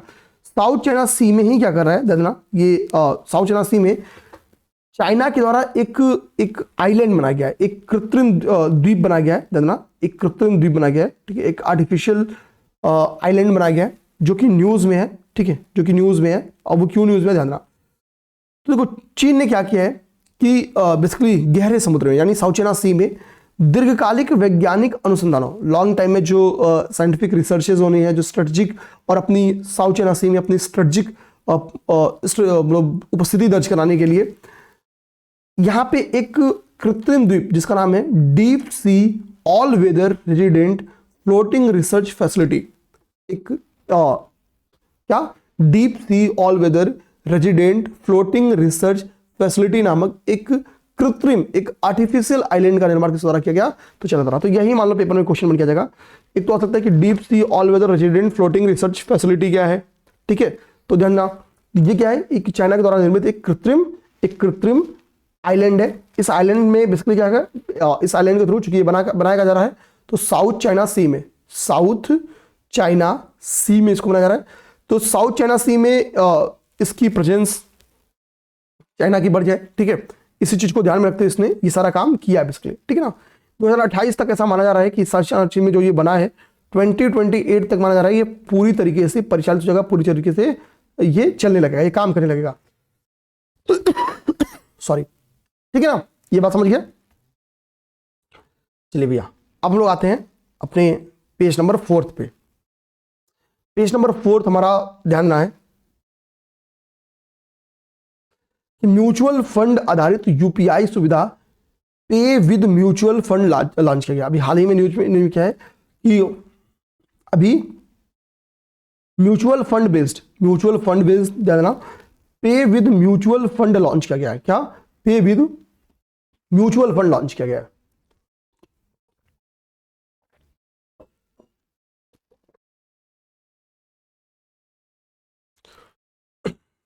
ठीक है ना, ठीक है, किसके द्वारा इसको शुरू किया गया है, तो आप यहाँ पे ध्यान से देखना, तो लिखा कि फिनटेक कंपनी क्यूरी मनी की सहायता से, जानना क्यूरी मनी की सहायता से या इसकी साझेदारी से आईसीआईसीआई, ठीक है, प्रूडेंशियल फंड, थोड़ा सा अगर प्रोनाउंसिएशन में दिक्कत होगी तो माफ करना, आईसीआईसीआई प्रूडेंशियल फंड और बजाज फिनसर्व एएमसी, इन दोनों ने बेसिकली क्यूरी मनी की सहायता से इसको लॉन्च किया, पे विद म्यूचुअल फंड लॉन्च किया। अभी और समझा रहा हूं, देखना। तो पहली चीज क्या है कि म्यूचुअल फंड बेस्ड यूपीआई सुविधा हाल ही में किसने जारी की, किसने लॉन्च किया? तो आईसीआईसीआई और बजाज, आप ऐसे दिमाग रखो कि आईसीआईसीआई और बजाज ने, ठीक है, एक फिनटेक कंपनी जिसका नाम है क्यूरी मनी की सहायता से, क्यूरी मनी की सहायता से। पहला फैक्ट याद। दूसरा, अब आगे ध्यान दो, आगे ध्यान देना क्या, यह भारत का पहला mutual fund based UPI payment है, यह यूपीआई पेमेंट है, ठीक है, देना। यह भारत का पहला मतलब ये भारत का पहला क्या है, म्यूचुअल फंड बेस्ड, भारत की पहली म्यूचुअल फंड बेस्ड यूपीआई सुविधा है, ठीक है। क्या? तो पे विद म्यूचुअल फंड, इसको लॉन्च किया गया है किसके द्वारा? आईसीआईसीआई और बजाज के द्वारा। ऐसे आप दिमाग में अपने रख लो। अब देखो हमारा नेक्स्ट देखें, आगे आगे कह रहा है कि top 100 most valuable Indian brands 2025 अभी जारी किया गया। Top 100 most valuable Indian brands 2025 जारी किया गया। अब इसमें क्या क्या बात कर रही है तो वो दिमाग रखना है। तो इसमें इंपॉर्टेंट बात यह है कि टीसीएस को हरा के एचडीएफसी भारत का सबसे वैल्यूएबल इंडियन ब्रांड्स बन गया। एचडीएफसी कौन? एचडीएफसी, एचडीएफसी एचडीएफसी की स्थापना हमने 1994 में की थी। ये एक प्राइवेट बैंक है, दंदना 1994 में इसकी स्थापना की गई थी, ठीक है। ये एक प्राइवेट सेक्टर का एक बैंक है 1994 में। इसका कितनी वैल्यू हो गई है तो 44.99 बिलियन डॉलर, यूएस डॉलर, ठीक है, 44.99 बिलियन यूएस डॉलर इसकी टोटल वैल्यू हो गई है। इसकी टोटल वैल्यू कितनी हुई, मार्केट वैल्यू कितनी हुई है? तो इसका टोटल मूल्य हो गया है आपका 44.99 बिलियन डॉलर। आपको ये नहीं याद करना है, बट ये जरूर याद करना है कि एचडीएफसी अब टॉप इंडियन ब्रांड्स हो गई। इसके बाद से टीसीएस है, फिर एयरटेल है, ओके। तो ये हमारे लिए काफी इंपॉर्टेंट है फैक्ट, ये काफी इंपॉर्टेंट फैक्ट है। अब हम लोग ध्यान देते हैं, नेक्स्ट हमारा है 16वें वित्त आयोग ने अभी अपनी राष्ट्रपति को रिपोर्ट प्रेजेंट कर दी। भाई राष्ट्रपति को दे दी। अध्यक्ष कौन है? तो हमको पता है डॉक्टर अरविंद पनघटिया जी। कौन है अध्यक्ष? कौन है? डॉक्टर अरविंद पनघटिया जी हैं। 16वें वित्त आयोग ने अपनी रिपोर्ट सबमिट कर दी। मैंने पिछली करंट अफेयर का जो भी मेरी क्लास में होंगे उनको मैंने बताया था आपको 13वीं, 14वीं, 15वीं और 16वीं, ये जो वित्त आयोग के अध्यक्ष हैं इनका नाम आपको याद करना होगा। और यही अरेंज करने के लिए पेपर में क्वेश्चन आ गया, यही मैच द कॉलम में क्वेश्चन आया था। और किसी ने अगर पुरानी मेरी क्लास देखी ना, मतलब कोई ये नहीं कह सकता कि ये मैंने नहीं कराया था, ठीक है। अभी भी मैं कर रहा हूं मेरे भाई, आप इस बारे में बोलो, आप गूगल करके तैयार कर लो, क्योंकि ये नाम आप भूलोगे और पेपर में आता रहेगा, ठीक है। अभी 15वां तो सबको पता होगा भाई, वो हटे तो 16वें आए हैं। 13वां चल के यहाँ पे मैं कहूंगा 12th भी आप दिमाग में रख लो, 12th भी दिमाग में रख लो, ठीक है। तैयार करना आपको। अब देखो 15 नवंबर 2025 को राष्ट्रपति को रिपोर्ट सबमिट कर दिया गया, ठीक है। और ये किस अवधि के लिए रिपोर्ट है? तो 2026 से 2031 तक। किस अवधि के लिए है? 2026 से 2031 तक, 2026 से 2031 की अवधि के लिए, ठीक है ना। ये बात समझ गए। अब हम लोग नेक्स्ट देखें। तो नेक्स्ट एक बीमारी को लेके है, ठीक है। इस खैर ये फैक्ट हम लोग बाद में देख लेंगे। अभी आते हैं यहाँ पे सुप्रीम, अभी एक मद्रास हाईकोर्ट का एक वाक्य है कि क्रिप्टो करेंसी को संपत्ति का दर्जा दिया है मद्रास हाईकोर्ट ने। तो कल को डायरेक्टली यही क्वेश्चन आ जाए कि हाल ही में किस हाईकोर्ट ने फैसला सुनाया कि क्रिप्टो करेंसी क्या है, एक संपत्ति का दर्जा दिया। तो ये मद्रास हाईकोर्ट का फैसला है इसके लिए, ठीक है। क्रिप्टो करेंसी, अब देखो टोटल आप मुझे बताओ कि टोटल कितने हाई कोर्ट्स हैं। ये सब कुछ फैक्ट्स ऐसे हैं, कभी भी पेपर में आ सकते हैं। तो टोटल हाई कोर्ट्स कितने हैं, ठीक है। आप ये तुम्हारा रखो किस हाई कोर्ट का सर्वाधिक बेंच है, किस हाई कोर्ट का सर्वाधिक बेंच है, ये आप दिमाग रख जाओ। सबसे नवीन हाई कोर्ट की स्थापना कहाँ की गई, ठीक है, ये आप तैयार कर जाओ। ये 3 फैक्ट्स आप तैयार कर जाओ, आपको इजीली पीवाईक्यू में मिल जाएगा, ठीक है ना। ये पेपर में आया हुआ क्वेश्चन है। तो मद्रास हाईकोर्ट ने अभी ये फैसला दिया कि भाई संपत्ति के रूप में इसको दर्जा दिया जाएगा। एग्जैक्ट मैंने वो वर्डिक्ट लिख दिया है जो बोला गया है मद्रास हाईकोर्ट के द्वारा। मद्रास हाईकोर्ट ने यह कहा कि क्रिप्टो करेंसी मतलब ऐसे मूर्त फिजिकल ऐसी कोई संपत्ति नहीं है, न ही मुद्रा है, परंतु ये एक ऐसी प्रॉपर्टी है, ये एक ऐसी संपत्ति है जिसे आनंद पूर्वक स्वामित्व में लिया जा सकता है, ट्रस्ट में रखा जा सकता है। ये स्टेटमेंट था किसका? ये स्टेटमेंट था मद्रास हाईकोर्ट का। मद्रास हाईकोर्ट ने एग्जैक्ट जो वर्डिक्ट दिया है क्रिप्टो करेंसी को लेके, वही मैंने आपके स्क्रीन पे दिखा दिया है। क्रिप्टो करेंसी मूर्त संपत्ति नहीं है, न ही मुद्रा है, परंतु यह एक ऐसी प्रॉपर्टी है, एक ऐसी संपत्ति है जिसे आनंद पूर्वक अपने स्वामित्व में लिया जा सकता है। तो क्रिप्टो करेंसी को लेके था। आगे है काला चक्र उपाधि समारोह। देखो अभी हमने दिल्ली लाल किले के पास एक घटना देखा था, वो फैक्ट मैं भी आपको कराने वाला भी हूं, आगे कहीं वो लिखा हुआ फैक्ट, ठीक है। अब जो दिल्ली लाल किले के पास जो दुर्घटना हुई थी, उसी दुर्घटना के समय देखिए हुआ क्या था, मोदी जी उसके बाद से कहां गए थे? भूटान गए थे। अब देखो क्यों ये चीजें लिंक कराने की कोशिश कर रहा हूं। देखो काला चक्र उपाधि समारोह, इसी समारोह में शामिल होने के लिए मोदी जी भूटान गए थे। कहां पे? काला चक्र उपाधि समारोह। भूटान हमारा पड़ोसी देश है, बहुत फॉरेस्टेड है, बहुत पीसफुल है। भूटान इसलिए जाना जाता है कि ह्यूमन डेवलपमेंट इंडेक्स को वो बेसिकली, ठीक है, खुशहाली से कनेक्ट करता है। भूटान इसलिए जाना जाता है, फॉरेस्टेड है, जितना इसके कॉन्स्टिट्यूशन में प्रोविजन है उससे ज्यादा फॉरेस्टेड है, 75% का प्रोविजन है, उससे ज्यादा फॉरेस्टेड है भूटान, ठीक है। अभी भी वहां पे राजा सिस्टम है। वहां के भूटान के राजा का नाम क्या है? जिग्मी खेसर नामग्येल वांगचुक, ये भूटान के राजा का। आपने देखा होगा कि भूटान के राजा जब तक मोदी जी आने जाते वहां तक आते हैं मोदी जी को छोड़ने, ठीक है। तो कॉपी वीडियो वायरल होता तो चांस है कि भूटान के राजा का नाम ही पूछ ले। तो जिग्मी खेसर काफी यंग पर्सनालिटी लगते हैं वो देखने से, ठीक है। जिग्मी खेसर नामग्येल वांगचुक, ये भूटान के राजा का नाम है, ठीक है। तो भूटान में इसी समारोह में आयोजित होने के लिए मोदी जी गए थे। मतलब बस इतना मकसद था बताना आपको। अब देखिए G20 शिखर सम्मेलन के बारे में बहुत ज्यादा मत जानिए, बट इतना जरूर जानिए कि जोहान्सबर्ग में इसको संपन्न किया गया था, ठीक है। और थोड़ी नाखुशी के कारण अमेरिका, रूस और चीन के राष्ट्रपति इसमें नहीं गए थे। अमेरिका, रूस और चीन, इन तीनों के राष्ट्रपति ने इसमें पार्टिसिपेट नहीं किया था। अमेरिका, चीन और, अब आप कोई होमवर्क देखिए मैंने क्या लिखा है, ये होमवर्क आपको करना है। क्लियर? देखो G20 कंट्रीज का नेम, अब मैं बताऊं आपको ये याद नहीं होगा, आपको क्या करना, फिर वही बोलूंगा, यूट्यूब शॉर्ट वीडियो का मदद लो। यूट्यूब से जाओ, ठीक है, यूट्यूब से जाओ और इसके शॉर्ट वीडियोस देखो। मैं इसको बना भी दूंगा बट आप देख लो, हमने बनाया भी है, ठीक है, बट आप फिर भी देखो, ठीक है, किसी का भी देख लो, नाम में आता जाएगा।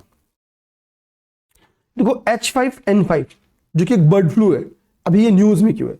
इसका संबंध यूएस से है।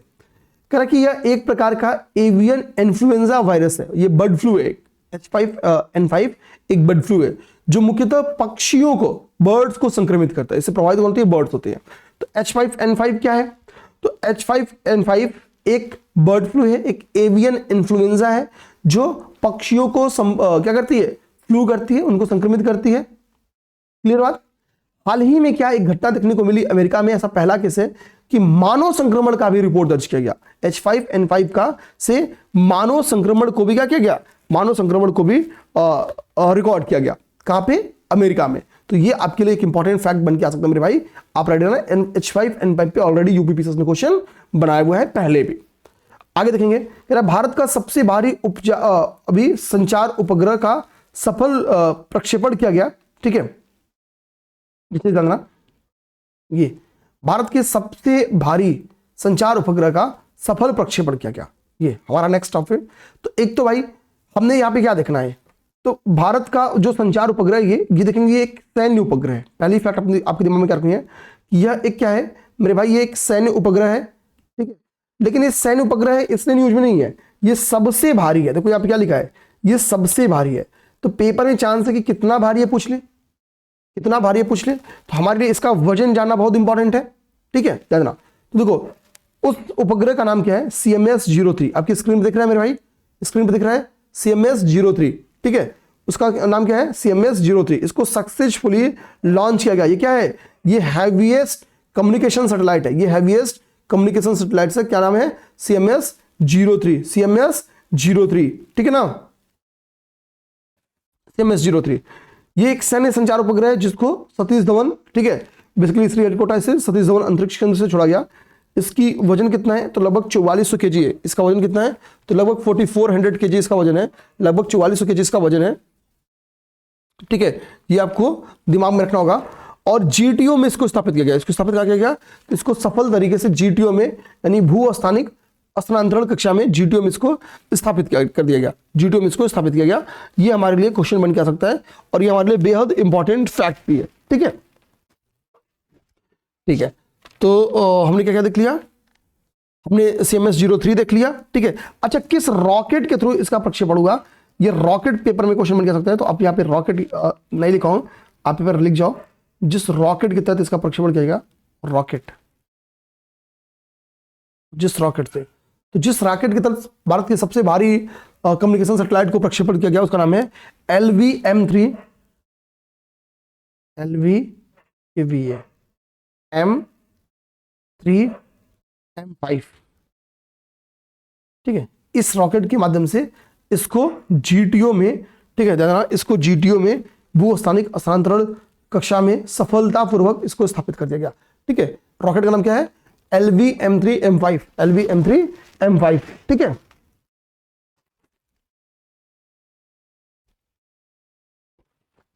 ठीक है, LVM-3 को ही हम लोग GSLV Mark 3 भी कहते थे। ठीक है, इसी का नाम GSLV Mark 3 भी था। GSLV Mark 3 भी हम लोग इसी को कहते थे।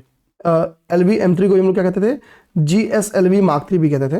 तो ना GSLV Mark 3 MK111 Mark 3। ठीक है ना, MK Mark 3 ये हम कहते हैं, GSLV Mark 3 भी कहते थे। ओके, यहाँ पे ध्यान रखना, इधर लिखा हुआ।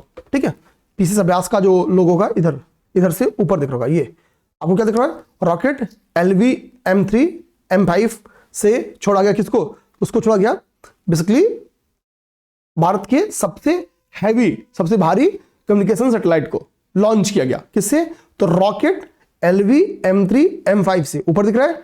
ठीक है, और इसी को हम क्या कहते हैं, GSLV MK3 भी कहते हैं। इसको दिख रहा है, GSLV MK3 भी कहते हैं। तो ये हो गया आपका। ठीक है, launch vehicle mark 3 GSLV basically क्या है, लॉन्च व्हीकल मार्क 3 हो गया आपका। ठीक है, आइए नेक्स्ट देखिए, नेक्स्ट देखिए भाई। अब क्लाइमेट को लेके भाई आजकल पर्यावरण बहुत, अभी देखो क्योंकि UNFCCC का अभी COP30 हुआ है, तो COP30 भी हमारे लिए बहुत इंपॉर्टेंट है। पेरिस समझौता का लक्ष्य भाई वो 2 डिग्री सेल्सियस वाला कोई नहीं पा रहा है। अब देखो हुआ क्या है, यूरोपियन यूनियन ने अपना टारगेट सेट किया। यूरोपियन अपने यूनियन ने क्या बनाया, अपना एक टारगेट बनाया। पहले यूरोपियन यूनियन का जो टारगेट था वो 2030 को टारगेट करता था, बट बाद में अब जो नया लक्ष्य बनाया गया है वो 2040 को टारगेट करते हुए बना रहा है। 2040 को टारगेट करते हैं। 2030 का जो यूरोपियन यूनियन का टारगेट हो गया था, तो उसका टारगेट था कि 2030 तक हमको जो ग्रीन हाउस गैसेस का इमिशन हो रहा है उसमें कितनी, उसमें 55% रिड्यूस करना। कितना, 55% रिड्यूस करना, उसमें कमी लाना। बेसिकली उद्देश्य किसका था, तो ये था उद्देश्य EU का, 55% की कमी दर्ज करना 1990 की तुलना में, 1990 की तुलना में ग्रीन हाउस गैसेस के इमिशन में। लेकिन फिर आगे 2040 में चल के इन्होंने एक लक्ष्य बनाया, 2040 तक हम इसमें क्या करेंगे, ये बाध्यकारी कटौती था। EU का लक्ष्य नॉर्मली वो अपना बाध्यकारी बनाए थे, ये बाध्यकारी था 55% वाला। और 2040 तक कितना है, तो 2040 तक इनका है कि हम 90% कटौती दर्ज करना। कितना मेरे भाई, 90%। ध्यान देना, इन्होंने EU ने क्या टारगेट बनाया कि 90% कटौती का लक्ष्य बनाया। 90% कटौती का इनके द्वारा लक्ष्य बनाया गया है। ये अपने दिमाग में रख लीजिएगा आप लोग, इनके द्वारा 90% कटौती का लक्ष्य तैयार किया गया है। ओके,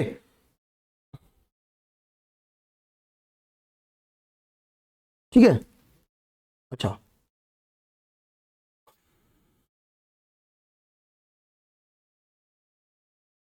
ये देखो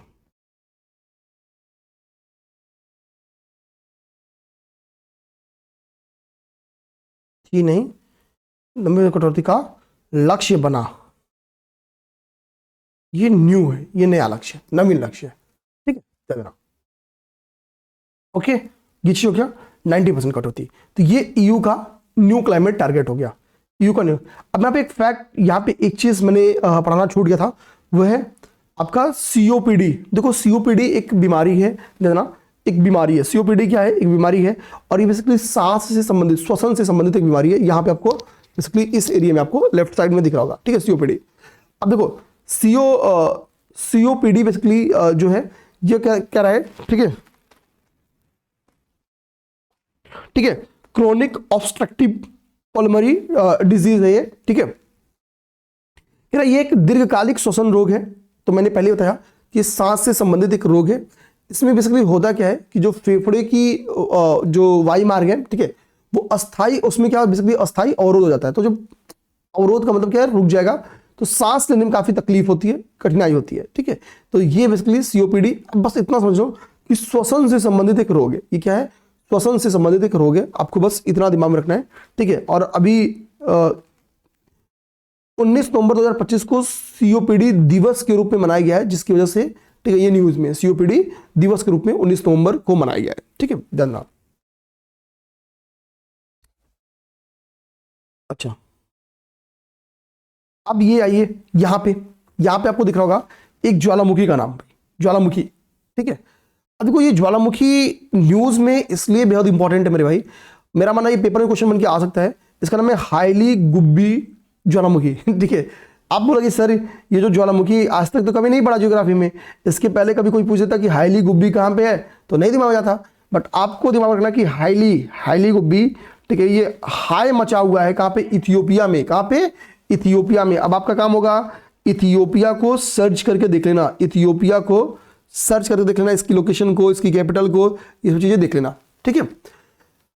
लगभग क्या, ये एक मृत ज्वालामुखी बन चुकी थी भाई। इसमें जब इसका एनालिसिस किया गया था, ठीक है, तो पता चला, लगभग माना गया कि 12,000 साल पहले इसमें कभी उद्गार हुआ होगा। लगभग 15,000 ईयर, 12,000 साल पहले, मतलब सोचो कि कितनी पुरानी हिस्ट्री होगी। बोल रहे कि उतना पुराना तो हड़प्पा भी नहीं है, ठीक है, इतनी पुरानी। इसमें नाम लगा था कि स्टोन एज के ड्यूरेशन का ये इसमें उद्गार हुआ था 12,000 साल पहले। और इथियोपिया की इस ज्वालामुखी में, हाईली गुब्बी में, अभी भयानक विस्फोट हुआ है, मतलब भयानक जिसको कहते हैं हम लोग। और इसकी मतलब जो हाईली गुब्बी देखिए यहाँ पे है, ये देखिए हाईली गुब्बी इथियोपिया, देखिए दिख रहा है, यहाँ पे है, ठीक है। ये देखिए इधर हॉर्न ऑफ अफ्रीका का, इथियोपिया क्या हॉर्न ऑफ अफ्रीका का पार्ट है। तो यहां से आप चाहो तो आप हॉर्न ऑफ अफ्रीका तैयार कर सकते हो, ठीक है, ठीक है, हॉर्न ऑफ अफ्रीका तैयार कर सकते हो, ठीक है, ओके।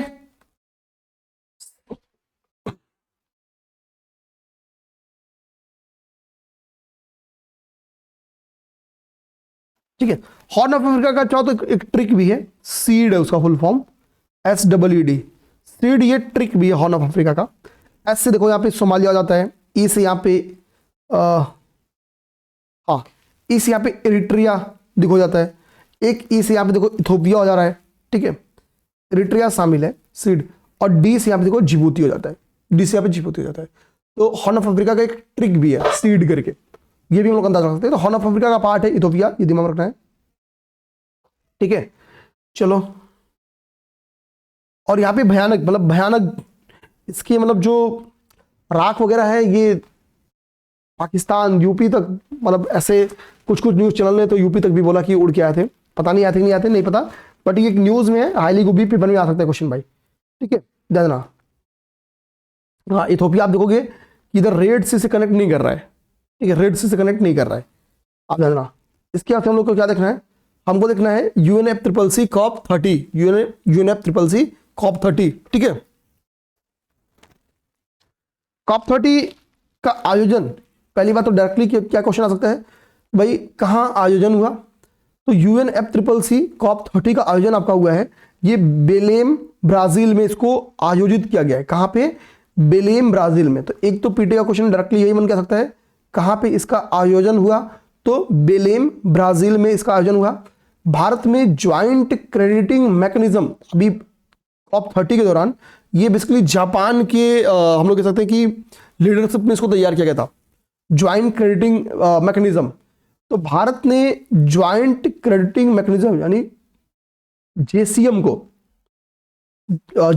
को एक वैश्विक जलवायु कार्रवाई के रूप में अपनाने का आह्वान किया और भारत ने कहा कि अगर पेरिस समझौते को प्राप्त करना है तो जेसीएम को स्वीकार करना पड़ेगा, ठीक है ना।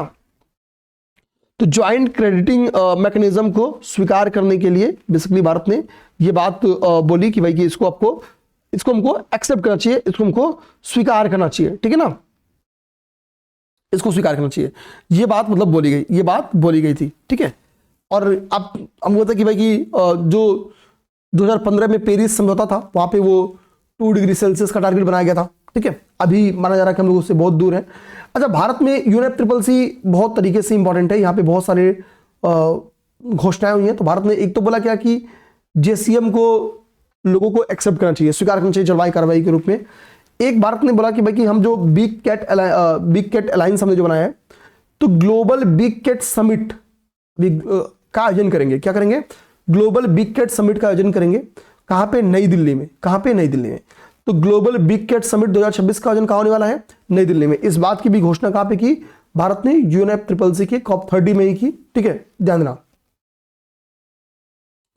ठीक है। तो यहां पे भी इन्वायरो आपको दिख रहा है, ये भी इन्वायरो का इंपॉर्टेंट टॉपिक है। EU वाला भी टॉपिक आपका इन्वायरो का ही था। अब यहां पे देखो इसी COP30 के दौरान क्या हुआ है, जलवायु जोखिम वैश्विक जलवायु जोखिम सूचकांक ग्लोबल क्लाइमेट रिस्क इंडेक्स भी जारी किया गया। ग्लोबल क्लाइमेट रिस्क इंडेक्स भी जारी किया गया। इस इंडेक्स की विशेषता यह है कि 2006 में पहली बार जारी किया गया था। 2006 में इसको पहली बार जारी किया गया था। 2006 में इसको पहली बार जारी किया गया था। यह बेसिकली बताता क्या है कि जो चरम मौसमी घटनाएं हैं, ठीक है, जो चरम मौसमी घटनाएं, ये कहता है बेसिकली चरम मौसमी घटनाओं से प्रभावित देशों का एक लिस्ट जारी करता है कि कौन से देश सर्वाधिक चरम मौसमी घटनाओं से प्रभावित हैं, चरम मौसमी घटनाओं से प्रभावित हैं, ठीक है ना। एक सेकंड,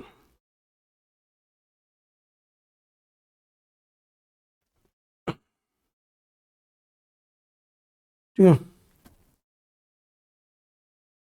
चरम मौसमी घटनाओं का अगर आप इंग्लिश देखना चाहो, एक्सट्रीम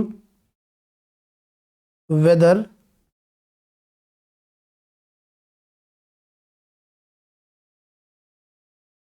ठीक है ना, चरम मौसमी घटनाओं से प्रभावित है।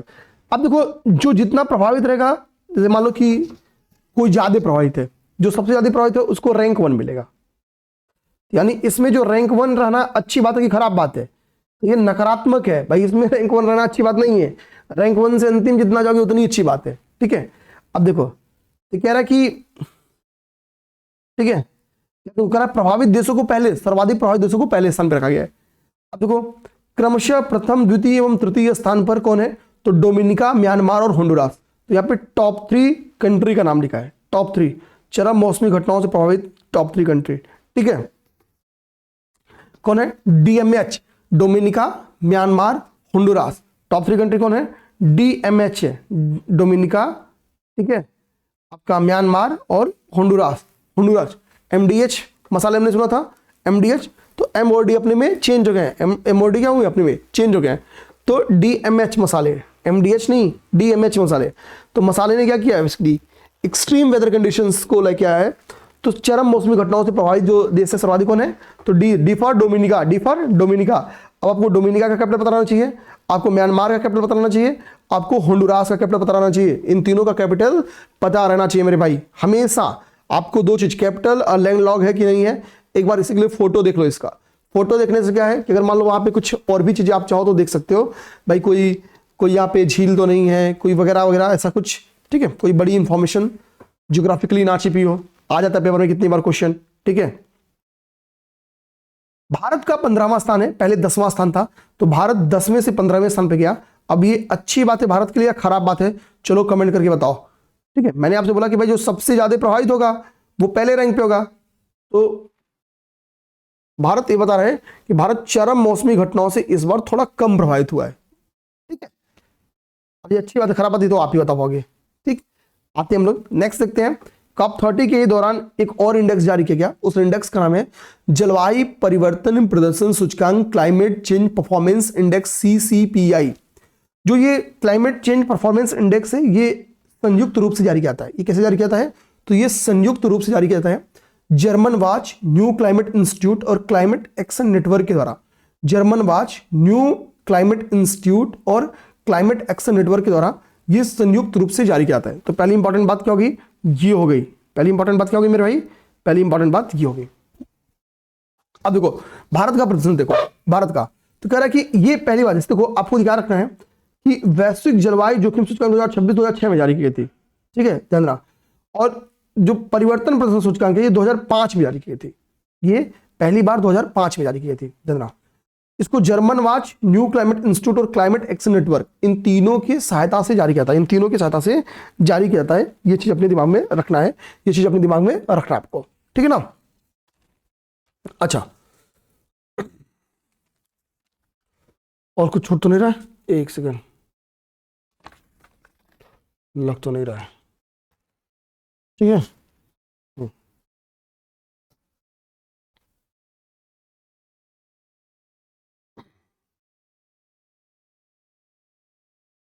ठीक है, अब आइए,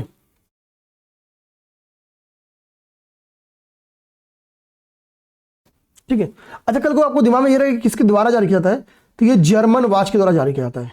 ये जर्मन वॉच के द्वारा जारी किया जाता है। ये थिंक टैंक है, पर्यावरण की थिंक टैंक है जर्मन वॉच, ठीक है। यहाँ पे सीसीपीआई में देखो जर्मन वॉच है, लेकिन सीसीपीआई में क्या है कि जर्मन वॉच के अलावा न्यू क्लाइमेट इंस्टीट्यूट और क्लाइमेट एक्शन नेटवर्क भी है, बट जोखिम वाले में केवल जर्मन वॉच है, ठीक है, ध्यान। भारत का प्रथम देखो करा कि वर्ष 2025 में भारत 10वें स्थान पे था, ठीक है, उच्च प्रदर्शन करता था, लेकिन अभी 23वें स्थान पे है। यानी यहां पे भारत पहले क्या है, 10th रैंक पे था। 2025 का जब इंडेक्स आया था, 2025 का जब इंडेक्स आया था, तो भारत का रैंक कितना था? भारत का तब रैंक था 10वां। भारत का तब रैंक कितना था? 10वां। अभी वर्तमान में इसमें 13 रैंक, 13 पायदान ऐड हो गया है, और भारत का रैंक कितना हो गया है? 23वां। ये हालत कब है भारत का? 2026 भारत का हाल क्या है कि रैंक कितनी है? 26वीं रैंक है, तो सॉरी 23वीं रैंक है। तो यानी भारत ने क्या किया? 23 पायदान गिरावट दर्ज किया है। 23 पायदान का भारत के क्या हुआ है? सॉरी 23 कराओ, 13 पायदान का गिरावट दर्ज किया गया। अब यहां पे रैंक देखो भाई, जलवायु में प्रदर्शन, आप कैसा प्रदर्शन करो तो जितना अच्छा प्रदर्शन करोगे उतनी अच्छी रैंक मिलेगी। लेकिन जैसे भाई जलवायु प्रदर्शन सूचकांक बेसिकली एसडीजी की प्राप्ति को भी टारगेट करती है।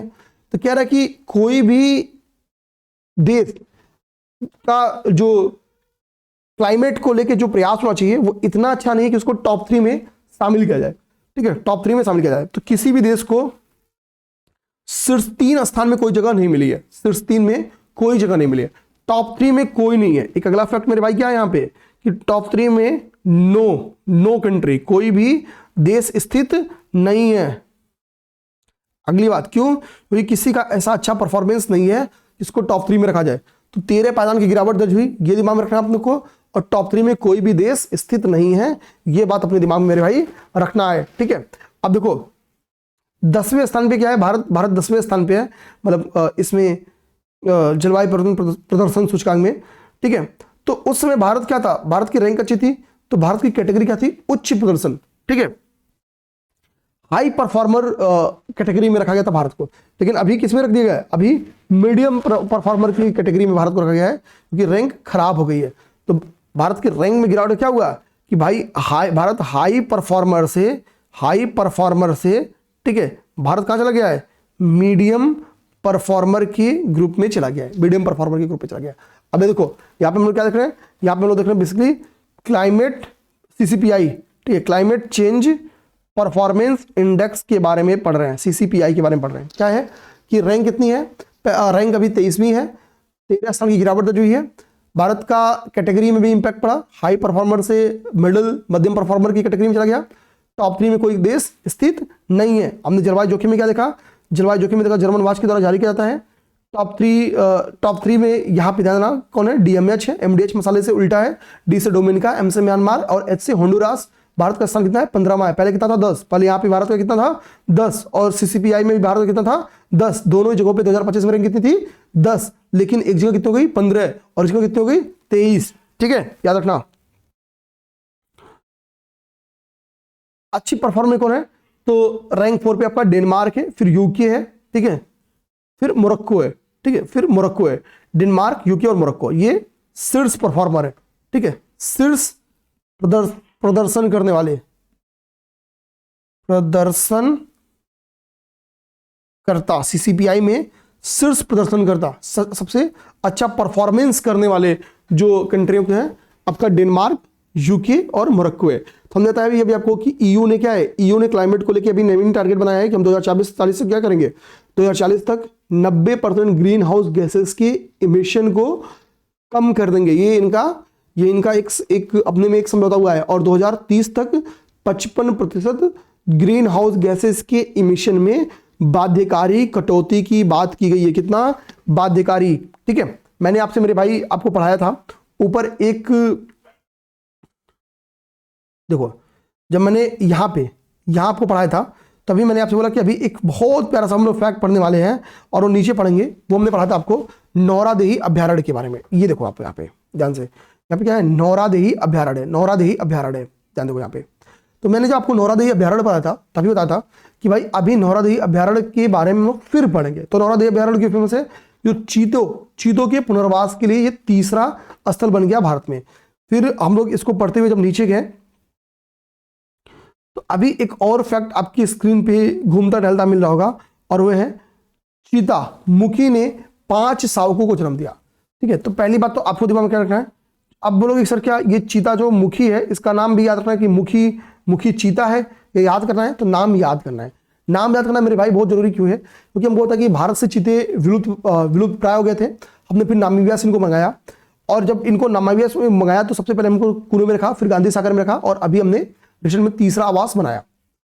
तो मुखी भारत की प्रथम स्वदेशी जन्मी चीता है ना। क्यों इंपॉर्टेंट है, इसीलिए वेरी इंपॉर्टेंट है, वेरी इंपॉर्टेंट है, ठीक है, वेरी इंपॉर्टेंट है। तो मुखी भारत की बेटी है और इसने जो 5 को जन्म दिया वो नाती नतनी है, ठीक है, सिंपल सी बात। तो मुखी ने 5 शावकों को जन्म दिया, ठीक है, 5। पहले मैं इसको शावकों उठाऊंगा तो सांपो लिखा गया था मेरे से, ठीक है, तो सांपो नहीं शावकों को जन्म दिया। तो चीता मुखी ने 5 शावकों को जन्म दिया, ये मुखी है, ठीक है, उम्मीद करेंगे मुखी ही हो, ठीक। और इन्होंने 5 शावकों को जन्म दिया। ये चलिए अब आइए वंदे मातरम को लेकर देखिए एक काफी डाउट्स है, इसमें मैंने एक शॉर्ट वीडियो बनाया था। और जब वंदे मातरम की न्यू मतलब इसकी जब रचना की गई और समय के साथ इसको आनंद मठ में शामिल किया गया, समय के साथ कांग्रेस ने इसको एक्सेप्ट किया, पहली बार वहां पे गाया गया। जब गाया गया आपको विश्वास करना ही होगा एक मुस्लिम अध्यक्ष तब थे, ठीक है। जब हम लोग आज बहुत सारी डिबेट्स होती हैं वंदे मातरम को लेके, जिस वक्त वंदे मातरम को कांग्रेस में गाया गया था, ठीक है, उस वक्त अध्यक्ष कौन था, एक मुस्लिम अध्यक्ष था। आप चाहो तो कमेंट करके बता सकते हो। और कब गाया गया था ये बता सकते हो, किस अधिवेशन में। और अभी हम इसकी 150वीं वर्षगांठ मना रहे हैं, ठीक है, ठीक है, इसकी 150वीं एनिवर्सरी मना रहे हैं, जिसमें पहले 2 जो पैरा थे उसको छोड़ के उन्हीं को केवल अपनाया गया, बाकी को हमने हटा दिया। उसके पीछे जो भी रीजन हो, ठीक है, हम लोग उस पर नहीं जाएंगे, बस हमको दिवाना 150वीं एनिवर्सरी थी। हमको 7 नवंबर 1875 का ये डेट भी याद रखना है। ये डेट वेरी इंपॉर्टेंट बन सकता है क्योंकि पूरा एक पार्लियामेंट का सेशन ही यहाँ पे खत्म हो गया। तो ये डेट हमारे लिए बेहद इंपॉर्टेंट है, ये डेट हमारे लिए बेहद इंपॉर्टेंट है, ठीक है। और एक सेशन क्यों नहीं खत्म हो जाना चाहिए, राष्ट्रवाद की जो कोई एक नारा सबसे ज्यादा जिसने राष्ट्रवाद को बढ़ावा दिया, मैं बताऊं कि इंडिविजुअल तौर पर किसी इंसान की कंट्रीब्यूशन से ज्यादा कंट्रीब्यूट किया किसी ने, तो वंदे मातरम, ठीक है। इस नारे लगाने के लिए न जाने कितनों ने अपनी जान दी है, ठीक है। तो प्राउड फील करना होगा कुछ चीजों के लिए, ठीक है ना। चलिए अब हम लोग बात करेंगे कोवलम बीच को लेके। देखो आप बोलोगे सर बीच पे क्या नाचने जाना है, नहीं भाई, नाचने जाओ ना जाओ कोई दिक्कत नहीं है। हमको बस याद ये रखना है कि अभी जो अंतर्राष्ट्रीय ब्लू फ्लैग प्रमाणन दिया गया, तो कोवलम बीच को फिर से अंतर्राष्ट्रीय ब्लू फ्लैग प्रमाणन दिया गया और भारत का ये एक ऐसा बीच बन गया जिसको लगातार कंटिन्यूअसली 5वें वर्ष बीच ब्लू फ्लैग सर्टिफिकेट दिया गया, ब्लू फ्लैग सर्टिफिकेट दिया गया। तो लगातार 5वीं बार ऐसा हुआ है, लगातार 5वीं बार ऐसा हुआ है। ये हमारे लिए काफी इंपॉर्टेंट बात है, ये हमारे लिए काफी इंपॉर्टेंट बात है, ठीक है ना। चलिए देखूं और भी कोई आगे बढ़ता हूँ, कुछ और भी देखें मोबाइल में मेरे, कुछ और भी इंपॉर्टेंट बात है क्या।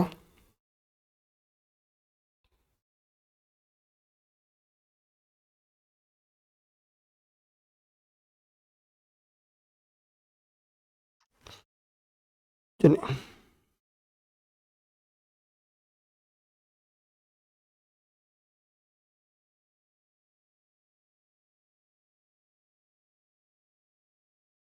ठीक है, अब एक फैक्ट मैं और आपको लिखना चाह रहा हूं, वो फैक्ट मैं कहाँ लिख दूं, यहाँ पे स्पेस है, यहाँ स्पेस है, यहाँ लिख देता हूं। ठीक है, अभी न्यूज में ये पेपर में क्वेश्चन बन के आ सकता है, और मेंस में भी यहां से क्वेश्चन बन सकता है, मेंस वालों को मैं करा दूंगा। ठीक है, अभी प्रीलिम्स वाले देख लो। अभी न्यूज में है आपका पर्यावरण एवं जलवायु परिवर्तन निदेशालय, पर्यावरण एवं जलवायु परिवर्तन, ठीक है, निदेशालय।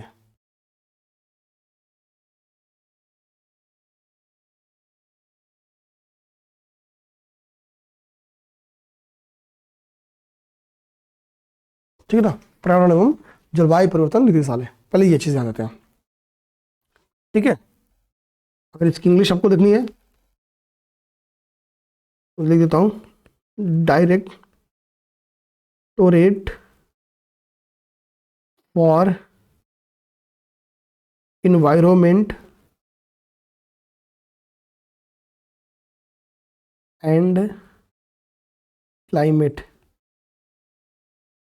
ओके, इसकी इंग्लिश हो गई। ठीक है, अब देखो, अभी यूपी सरकार ने क्या किया है, यूपी सरकार ने अपनी बैठक में, बेसिकली जो कि मंत्रिमंडल की जो बैठक थी, उसमें इस बात का निर्णय लिया गया है कि वो पर्यावरण एवं जलवायु परिवर्तन निदेशालय की स्थापना का निर्णय लिया। तो इसकी स्थापना न्यूज में क्यों है कि यूपी सरकार के द्वारा, यूपी गवर्नमेंट ने इसकी स्थापना का निर्णय लिया, इसकी स्थापना का निर्णय लिया। अब आप बोलोगे कि सर क्या इसके पहले भी कोई ऐसा राज्य रह चुका है जो क्या कर रहा है, जो इस टाइप का निदेशालय बनाया हो? तो देश में राज्य स्तर पर अपनी तरह का यह पहला निदेशालय है। ध्यान देना, देश में राज्य स्तर पर, ठीक है, राज्य स्तर पर अपनी तरह का, और ये मेंस में भी क्वेश्चन बन के आ सकता है, यह पहला निदेशालय है। अब देखो यूपी गवर्नमेंट ने भी टारगेट किया है, वो यूपी का लक्ष्य है कि 2070 तक, यूपी ने क्या लक्ष्य बनाया है, 2070 तक नेट जीरो कार्बन इमिशन का, नेट जीरो कार्बन इमिशन का लक्ष्य यूपी ने। तो इस लक्ष्य की प्राप्ति में क्या करेगा, बेसिकली योगदान कौन करेगा, पर्यावरण एवं जलवायु परिवर्तन निदेशालय। तो ये पेपर में क्वेश्चन बन के आ सकता है, आप लोग इस चीज को लेके भी अपने आप को रेडी महसूस कर सकते हैं। नेक्स्ट भैया, हर एक ने एंजॉय किया भाई, जो महिला वनडे वर्ल्ड कप था ना, इसका सेमीफाइनल जितना मजेदार था, फाइनल से ज्यादा मजेदार सेमीफाइनल था। ठीक है, कभी कभी क्या होगा, आप बहुत अच्छा परफॉर्मेंस करते हो बट आप अनलकी होते हो। वास्तव में कोई कप उठाना, देखो भारत तो इतने दिन से तरस रहा है वुमेन्स टीम, तो किसी की भी इच्छा हमेशा होती है यार, मतलब वो रोहित शर्मा कहते हैं ना कि वो 3 लाइंस पिलर्स वाला वो जो वर्ल्ड कप है वो अलग ही है। वो फीलिंग रोहित से पूछो, मतलब शायद उस फीलिंग का कोई एहसास किया हो तो रोहित। भारत की महिला टीम ने 2 बार उस एहसास की बिल्कुल नजदीक थी, 2 टाइम्स फाइनल खेली है और बहुत नजदीक थी। 2017 का मैच तो भारत ने बड़ा क्लोज हारा था, 2005 में भी भारत फाइनल खेली थी और 2017 में भी भारत ने फाइनल खेला, बट हम हार गए। भारत था तीसरे प्रयास का, कैप्टन थी हरमनप्रीत कौर। लड़ाई स्टार्ट हुई और फाइनली भारत विजयी बना। 2025 का ये मैच जो कि होम ग्राउंड, इसका आयोजन कहाँ था? भारत और श्रीलंका, इसका ज्वाइंट बताओ, चलो ऑप्शन देता हूं आपको। इसका आयोजक भारत था, option number A. Option number B, इसका आयोजक श्रीलंका था। ऑप्शन नंबर सी लो, ऑप्शन नंबर सी ले लो कि भाई दोनों तीनों ज्वाइंट रूप से, दोनों ज्वाइंट रूप से थे। डी में पाकिस्तान को भी घुसा लो, ठीक है। तो चलो बताओ। चलो, तो भारत पहली बार चैंपियन बना 2005 और 17 में, हम उपविजेता थे, बता दिया।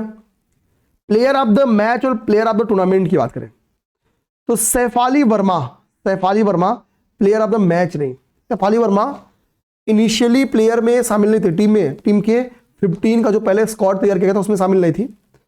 बट एक खिलाड़ी थे, उनको चोट लग गया था, उसकी जगह उनकी जगह पे ये आई और फिर तो कमाल ही कर दी।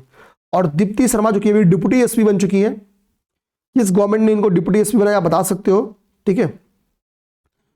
सैफाली वर्मा अभी और भी इंपॉर्टेंट है, बताऊंगा कि सैफाली वर्मा को हरियाणा गवर्नमेंट ने आई थिंक जो महिला आयोग है उसके एम्बेसडर बना दिया है, ठीक है। तो Deepti Sharma player of the tournament रही है, प्लेयर ऑफ द टूर्नामेंट, ठीक है। ब्रिंग इट होम, ये आधिकारिक सॉन्ग था, ऑफिशियल सॉन्ग था इस टूर्नामेंट का। ब्लेज एंड टोंग, ब्लेज और टोंग ये शुभंकर था, ब्लेज और टोंग शुभंकर था, ठीक है। ये बेसिकली कहानी थी आईसीसी महिला वनडे वर्ल्ड कप की, ठीक है। पहली बार दृष्टिबाधितों का भी, बेसिकली जो फिजिकली जो ब्लाइंड वुमेन्स थी, ठीक है, तो जो दृष्टिबाधित थी उन महिलाओं का भी एक T20 वर्ल्ड कप रखा गया था, ठीक है। इस वर्ल्ड कप को ध्यान देना, ये भारत और श्रीलंका ने ज्वाइंट रूप से इस वेन्यू का आयोजन किया था। भारत ने इस खिताब को जीत लिया, ठीक है, भारत ने यह खिताब जीत लिया। और चूंकि पहली बार ये वर्ल्ड कप का आयोजन किया गया था और पहली बार में पहली कप ही भारत ने अपने नाम कर ली। भारत की दृष्टिबाधित टीम की जो कैप्टन थी, तो भारत की दृष्टिबाधित टीम की कैप्टन का नाम था दीपिका टीसी, दीपिका टीसी, ये नाम हमको याद करना मेरे भाई। Deepika TC is very important, ये हमारी कैप्टन ही है, ये हमारी कैप्टन है जो दृष्टिबाधित जो महिला टीम है उनकी कैप्टन है। अच्छा, यहां पे एक चीज मैं और बताना चाहूंगा, वुमेन्स वर्ल्ड कप जो स्टार्ट हुआ वो पुरुष वर्ल्ड कप के पहले स्टार्ट हुआ था, ये चीज अपने दिमाग में रखना, पुरुष वर्ल्ड कप के पहले स्टार्ट हुआ था। अगर मैं फैक्ट सही हूं तो 1972 में स्टार्ट हुआ था, मैं एक बार फैक्ट चेक कर लेता हूं, नहीं मैं गलत था, 1973 में शुरू किया गया था। और पुरुष वर्ल्ड कप पहली बार 1975 में शुरू किया गया था। तो महिला वर्ल्ड कप पुरुष से भी पहले स्टार्ट किया था और पहली बार जो चैंपियन थी, ठीक है, प्रथम विजेता जो थी वो इंग्लैंड थी। पुरुषों में तो वो इंतजार कर थी अब जीतेंगे, लेकिन पहली बार महिलाओं की टीम ने जीता था। 1973 का जो वर्ल्ड कप था वो पहला वर्ल्ड कप था, इंग्लैंड जीता था। सर्वाधिक बार वर्ल्ड कप कौन जीती है? ऑस्ट्रेलिया जीती है महिलाओं की 7 बार, भारत ने पहली बार, ये दिमाग रखना आपको, ठीक है। ये वर्ल्ड कप कब स्टार्ट हुआ था? 1973 में, 2 ईयर बिफोर, ठीक है, mains world cup, okay, mains world cup के 2 साल पहले। भारत के देखो फाइनल किसके बीच में हुआ? तो एक स्टेडियम है पी सारा ओवल स्टेडियम, ये आपका श्रीलंका में स्टेडियम है, पी सारा ओवल स्टेडियम, ये श्रीलंका में है। भारत और नेपाल के बीच में फाइनल हुआ था, भारत और नेपाल के बीच में फाइनल हुआ था, ठीक है ना। चलो, एक इंपॉर्टेंट बात यहां पे है कि 1 नवंबर को 5 राज्यों का स्थापना दिवस है। देखो इस बार भाई, इसी बार 2025 के यूपी पीसीएस के प्रीलिम्स में राज्यों के गठन को अरेंज करने का 2 क्वेश्चन था, एक आरोही में एक अवरोही में। मैक्सिमम में एक ने सही किया क्योंकि सब लोग जो ट्रिक है गुनाहगार हरि मणि मैत्री अगोच हो जाते, उसमें फिट बैठाया और टिक मार दिया। तो 5 राज्यों की स्थापना कब हुई थी? 1 नवंबर को। वो 5 राज्य कौन है? कर्नाटका, केरला, छत्तीसगढ़, हरियाणा और मध्य प्रदेश। ये 5 राज्यों का स्थापना दिवस हम लोग 1 नवंबर को सेलिब्रेट करते हैं। क्या है? कर्नाटका 1, केरला 2, छत्तीसगढ़ 3, हरियाणा 4, मध्य प्रदेश 5, ठीक है। तो इंपॉर्टेंट है, तैयार कर जाना है, ठीक है। ये इंपॉर्टेंट है। अगर ACITI साझेदारी, कॉप, ठीक है, ACITI ये साझेदारी आपके लिए इंपॉर्टेंट हो सकती है, ठीक है, इसको देख लेना है। अब हम देखते हैं ACITI ये साझेदारी एक्चुअली है क्या। चलिए एक बार इस साझेदारी को भी आप देख लेते हैं, इस साझेदारी को भी चलिए देख लेते हैं। तो देखो यहाँ पे ए से है एक कंट्री का नाम जिसका नाम है ऑस्ट्रेलिया, सी से कनाडा, आई से इंडिया। तो ये ऑस्ट्रेलिया, कनाडा और इंडिया इन 3 देशों के बीच में हुई एक साझेदारी है। किसको लेके? तो टी और आई को लेके। टी और आई, टी मतलब टेक्नोलॉजी को लेके, तकनीक को लेके, आई मतलब इनोवेशन को लेके। तो तकनीक और इनोवेशन को लेके, टीआई को लेके एक समझौता। क्या समझौता होगा कि भाई हम तकनीक का एक दूसरे को हस्तांतरण करेंगे, हम इनोवेशन का एक दूसरे को हस्तांतरण करेंगे, ठीक है। स्वच्छ ऊर्जा के हित में COP30 के दौरान ये साझेदारी हुई थी। तो ACITI ये क्या है? ऑस्ट्रेलिया, कनाडा और इंडिया के बीच में टेक्नोलॉजी और इनोवेशन को एक दूसरे से हस्तांतरण करने के लिए बेसिकली किया गया एक समझौता है, एक साझेदारी है। तूफान मेलिशाई कैरिबियंस एरिया को बहुत प्रभावित की, खासतौर पे कैरिबियंस, जमैका, क्यूबा और हैती को इसने काफी प्रभावित किया। तूफान मेलिशा, ठीक है। अब यहाँ पे थोड़ा सा स्पेस, तो मैंने कुछ होमवर्क दे दिया आपको। क्या तैयार करना है? अक्सर जो पेपर में आता है क्वेश्चन, वो है आपका अफ्रीकन जो लैंडलॉक कंट्रीज है उनका नाम याद करना है। क्या करना है तैयार? अफ्रीकन लैंडलॉक कंट्रीज का नाम तैयार करना है। अफ्रीकन लैंडलॉर्ड नहीं, लैंडलॉक यानी भू आबद्ध कंट्री, देश जो है उनका नाम याद करना है। कैस्पियन सी से जो सराउंडिंग बाउंड्री टच होती है उन कंट्रीज का नाम याद करना है। बैक सी से जो बाउंड्री टच होती है उनका नाम याद करना है। और रेड सी से जो बाउंड्री टच होती है उनका नाम याद करना है। तो ये इतना चीजें मैंने दिया। धीरे धीरे आपको करेंट से ट्रेडिशनली मेरी होमवर्क को नोट करते जाओ और बाद में इसको तैयार कर लेना, ठीक है, ताकि मदद मिल जाए।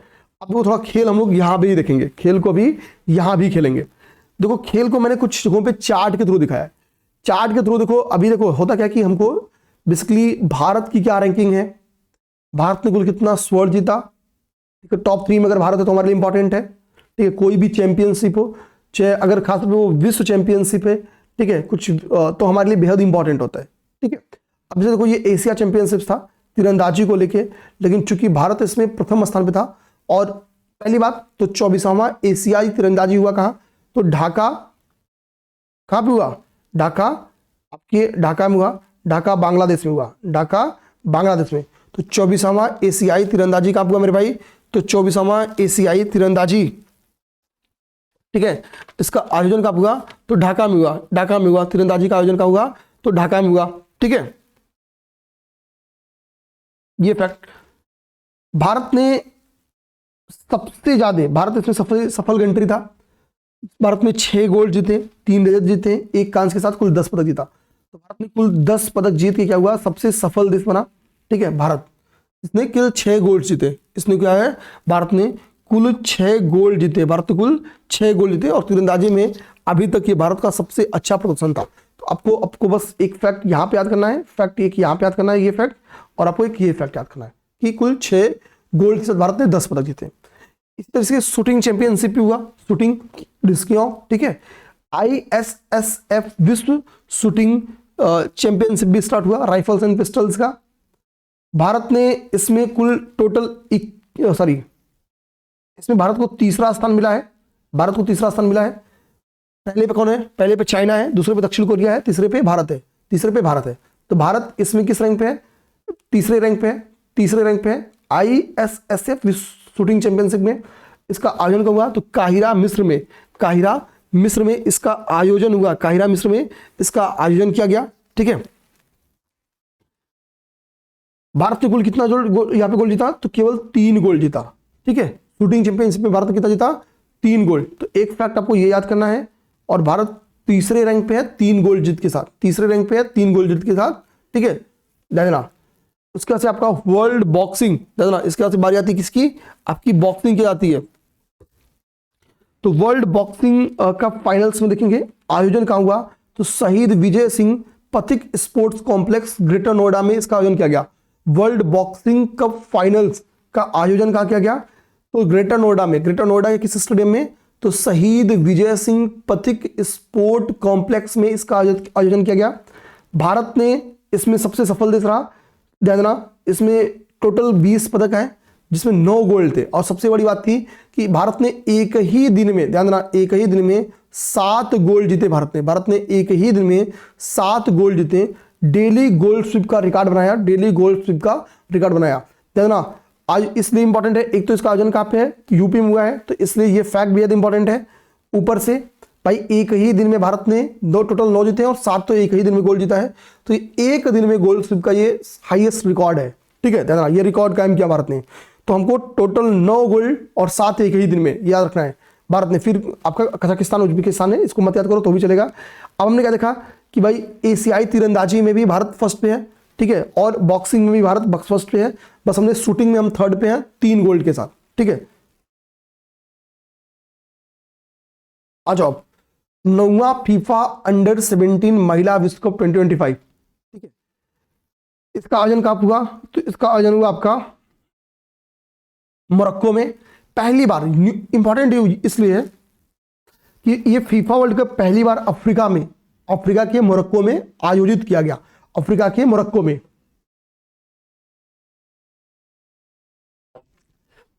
विजेता कौन बना, तो विजेता उत्तर कोरिया। और जीतने वाला भी देखो कितना झकास है। विजेता कौन बना, उत्तर कोरिया इसका विजेता बना। विजेता उत्तर कोरिया, उपविजेता नीदरलैंड। हमको नीदरलैंड से नहीं मतलब है, हमको विजेता से मतलब है। आयोजन पहली बार कहां हुआ, मोरक्को में। जीता कौन, उत्तर कोरिया। ठीक है ना, ये सब हो गई। अब देखो कुछ थोड़ा सा कुछ संक्षिप्त इंपॉर्टेंट घटनाक्रम है, वन लाइनर टाइप के। ठीक है, वन लाइनर टाइप के कुछ घटनाक्रम है जो हमको देख लेना चाहिए। ठीक है, देखो एसबीआई अभी न्यूज में है। एसबीआई को न्यूज में होने के पीछे का रीजन ये है, इसकी मार्केट कैप वैल्यू कह रहा है कि एसबीआई अब 100 बिलियन यूएस डॉलर के एम कैप यानी मार्केट कैपिटलाइजेशन तथा 100 ट्रिलियन रुपए के कुल कारोबार करने वाला पहला बैंक बन गया है। एसबीआई ने क्या दिया, एक तो हमने देखा एचडीएफसी को भारत का सबसे वैल्यूएबल ब्रांड बन गया। एचडीएफसी, फिर फिर एयरटेल, एचडीएफसी, फिर एयरटेल, याद करो, कराया था। ठीक है, अभी हमने क्या देखा कि एसबीआई ऐसा पहला भारत का बैंक बन गया जिसने 100 बिलियन यूएस डॉलर का मार्केट कैप किया और टोटल जो इसका कारोबार हो कितना है, 100 ट्रिलियन का है। अब ये कंक्लूजन और क्या आया है, एक कंक्लूजन मेरे भाई और आया है, शहद निर्यात में भारत की उपलब्धि के ऊपर। शहद का निर्यात, ध्यान देना, मधुमक्खी पालन कौन किस कल्चर के नाम से जानते हैं आप लोग बता सकते हो।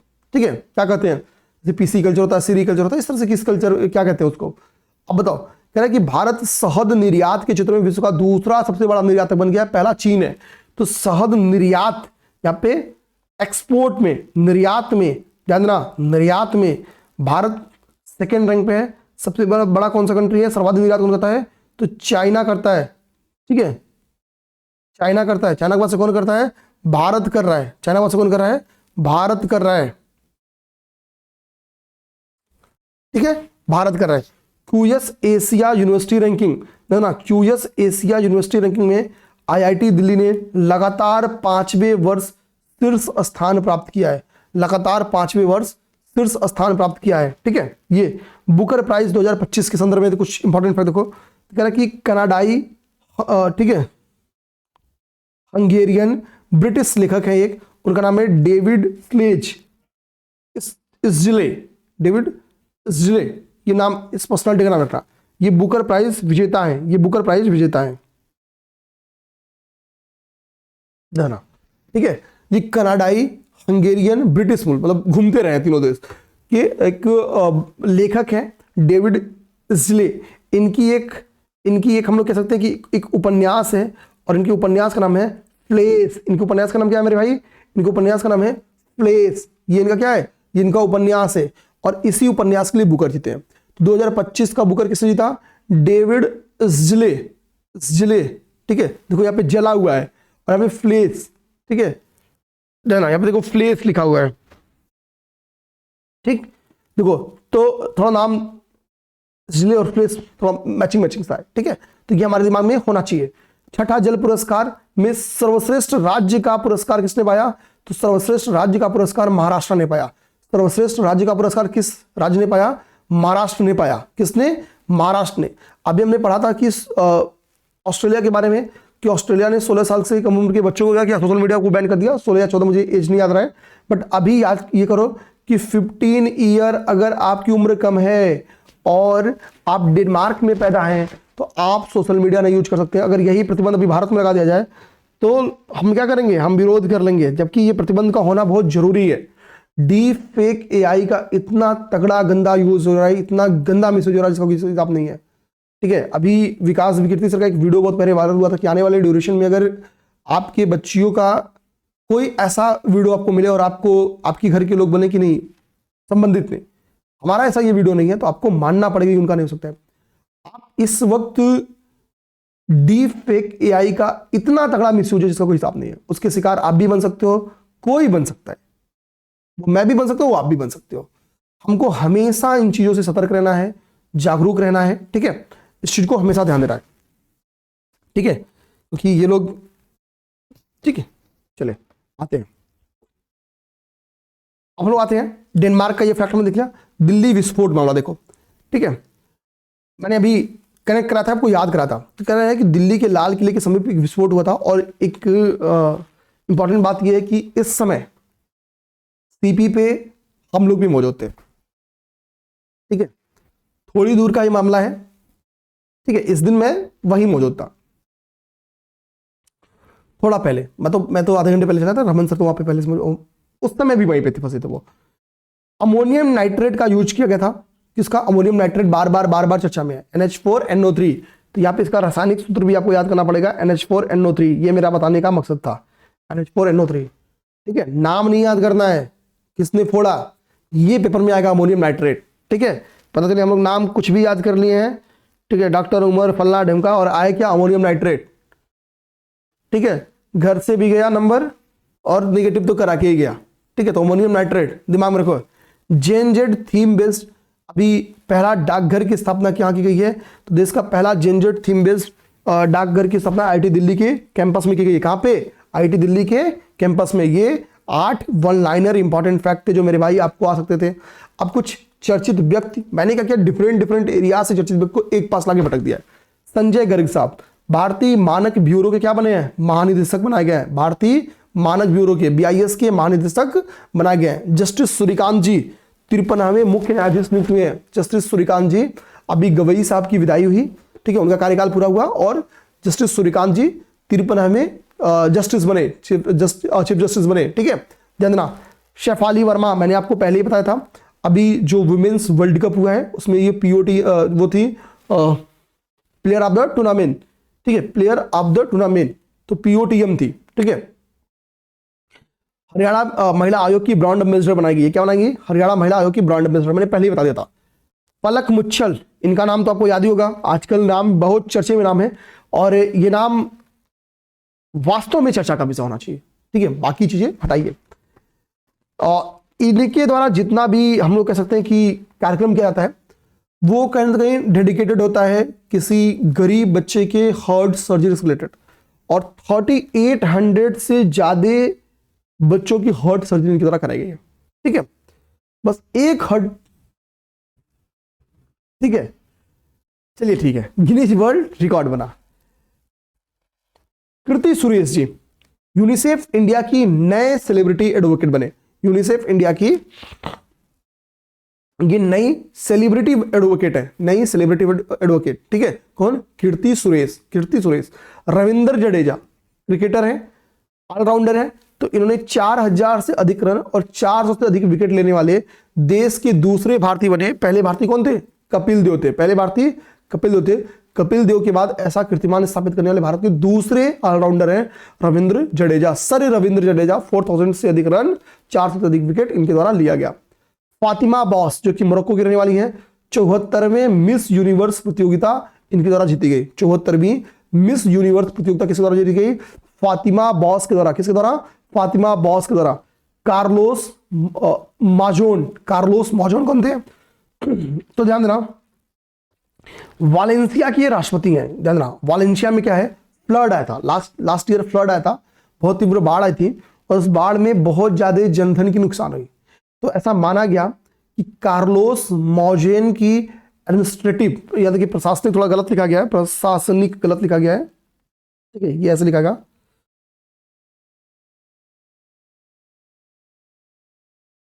सही लिखा ना? नहीं, सही था उसे, अब नहीं सही लिखा होगा तो यार छोड़ना, ठीक है। तो थोड़ा सा प्रशासनिक असफलताओं के कारण इनके पे इल्जाम लगे और फाइनली इनको इस्तीफा देना पड़ेगा, इस्तीफा देना पड़ेगा। इन्होंने रिजाइन किया। क्यों रिजाइन किया? फ्लड आ जाने के कारण। ये माना गया कि इनका एडमिनिस्ट्रेटिव फेल्योर था, ठीक है। तो फातिमा बॉस के बारे में क्या पढ़ा कि 74 में मिस यूनिवर्स प्रतियोगिता जीती, 4000 से अधिक रन, 400 से अधिक कीर्ति सुरेश का नाम पढ़ा, सेलिब्रिटी एडवोकेट बनी, वगैरह वगैरह। पंडित रामदरस मिश्रा का निधन हुआ। पंडित रामदरस मिश्रा जी कौन थे? देखो भैया, अभी 2025 में भी पंडित रामदरस मिश्रा जी उन विभूतियों में शामिल थे जिन्हें पद्मश्री दिया गया। तो वर्ष 2025 में ही इनको पद्मश्री दिया गया। और सरस्वती, देखो पेपर में सरस्वती सम्मान, व्यास सम्मान, ये अक्सर बन के आता है। और 2021 का सरस्वती सम्मान कविता संग्रह मैं तो यही हूं। इसके लिए कविता संग्रह मैं तो यही हूं। आप में से जो भी लोग 2021 का पेपर दिए होंगे, 21-22 का, याद करो, ये याद किए थे कि नहीं याद किए थे? कविता संग्रह मैं तो यही हूं, यह एक कविता संग्रह है। और इसी कविता संग्रह के लिए पंडित रामदरस मिश्रा जी को क्या दिया गया था? सरस्वती सम्मान से सम्मानित किया गया था, सरस्वती सम्मान से सम्मानित किया गया था। तो अभी इनका निधन हो गया है, ठीक है। ये इनके द्वारा पाई गई उपलब्धियां थी। मिशेल बैचलेट, मिशेल बैचलेट, ये चिली के पूर्व राष्ट्रपति हैं, तत्कालीन नहीं, चिली के पूर्व राष्ट्रपति हैं। 2025 का जो इंदिरा गांधी शांति पुरस्कार है, 2025 का इंदिरा गांधी शांति पुरस्कार, ठीक है, चूंकि ट्रस्ट की हेड कौन है? तो सोनिया गांधी जी हैं, उनके द्वारा मिशेल बैचलेट जो कि चिली के पूर्व राष्ट्रपति हैं, उनको इससे सम्मानित किया गया, ठीक है। टॉम क्रूज साहब, टॉम क्रूज साहब को 16वें गवर्नेंस अवार्ड 2025, टॉम क्रूज को 16वें गवर्नेंस अवार्ड 2025 में मानद ऑस्कर से सम्मानित किया गया। मानद ऑस्कर दिया गया, मानद ऑस्कर से सम्मानित किया गया। डायना पुंडोले, ये नाम याद करना, डायना पुंडोले, ये एक महिला है, ये एक भारतीय महिला है, ठीक है। नाम में क्या है? डायना है, डायना। तो डायना क्या है? कुछ भी चला सकती है, ठीक है। तो इन्होंने फरारी 296 चैलेंज कार चलाया और ये चलाने वाले अंतरराष्ट्रीय सर्किट पर फरारी 296 चैलेंज कार, कैसी कार है मुझे नहीं पता है भैया, मेरे पास अल्टो भी नहीं है, मैं मस्त एक SV 125 से चलता हूं, ठीक है। तो फरारी 296 चलाने वाली है डायना पुंडोले, पहली महिला है, ठीक है। अनंत गोयनका 2025-26 के लिए फिक्की के अध्यक्ष चुने गए। कौन? अनंत गोयनका, ठीक है। तो ये इंपॉर्टेंट पर्सनालिटीज में आई थिंक 1 2 3 4 5 6 7 8 9 10 11 12 13 इंपॉर्टेंट पर्सनालिटीज भी हमने यहाँ पे लिखी थी। डिफरेंट को जो पुरस्कार पाए, जो कुछ किए, कोई राजदूत बना, उन सबको एक पास ला के मैंने जहां भी करंट अफेयर में आता एक पास रख दिया। मतलब मैंने आपको लगभग समझो कि देखो 13 यहाँ फैक्ट्स, लगभग वन लाइनर 8 यहाँ पे था, 13 8 24 तो यही हो गया। खेल के लगभग 5-7 फैक्ट पढ़ा दिया हूँ। मतलब आपको मैंने कम से कम 150 की करेंट अफेयर के क्वेश्चन तैयार कराए, ठीक है। अब देखो कुछ मेंस की करेंट अफेयर इशूज, इसको मेंस में एग्जांपल लिखने में डायरेक्ट यहाँ काम आ सकता है। जैसे फॉर एग्जांपल यूनिसेफ ने अभी एक रिपोर्ट जारी किया, the state of the world children 2025 report जारी किया। और ये रिपोर्ट कहती क्या है कि भारत में आज भी बड़ी संख्या में बच्चे आवश्यक बुनियादी सुविधाओं से वंचित हैं। ये कहती है बहुत बड़ी संख्या में ऐसे बच्चे हैं जो स्ट्रगल कर रहे हैं इसेंशियल सर्विसेज से लिए, कह रहा है कि India struggle for access to essential services, आवश्यक जो जरूरतें हैं उससे भी जूझ रहे हैं, उससे भी जूझ रहे हैं। पर बहुत सारे बच्चे, भारत में वंचित बच्चों की अनुमानित संख्या कितनी बताई गई है? 20.6 CR, ठीक है। द एस्टिमेटेड नंबर, ठीक है, ये है कितनी है? 206 मिलियन या 20.6 CR, इतने वंचित बच्चों की संख्या है जो बुनियादी आवश्यकताएं भी पा नहीं पा रहे हैं। ये कौन कहता है? ये यूनिसेफ की एक SOWC रिपोर्ट के द्वारा कहा गया है। तो ये बेहद इंपॉर्टेंट है, एग्जांपल्स लिखने में, रिपोर्ट्स बहुत काम आती है मेंस में, ठीक है। सेकेंड इंपॉर्टेंट फैक्ट क्या है कि वैश्विक असमानता पर स्वतंत्र विशेषज्ञों की एक असाधारण एक रिपोर्ट आई और वो रिपोर्ट कहती क्या है वैश्विक असमानता के ऊपर, वो है ग्लोबल इनइक्वालिटी रिपोर्ट। तो ग्लोबल इनइक्वालिटी रिपोर्ट कहती है कि अगर हम 2000 से लेकर 2024 के बीच की बात करें तो जितनी भी नई संपत्तियां सृजित हुई हैं, नई संपत्तियां, तो उसकी 41% प्रॉपर्टी केवल 1% अमीरों के पास गई है। मान लो कि 100 रुपए का एक संपत्ति सृजित हुई तो 1% जो सबसे अमीर वर्ग है उन्होंने उसमें से 41% संपत्ति अकेले उन्होंने ही सृजित की है। तो अमीर अमीर के बनेगा, भाई वही कमाएगा तो वही अमीर बनेगा, ठीक है, सिंपल सी बात है। तो अमीरी अमीरी को और गरीबी गरीबी को बढ़ावा देती है। तो सिंपल सा कॉन्सेप्ट है, ठीक है, जानना। और ये ग्लोबल इनइक्वालिटी रिपोर्ट कहती है।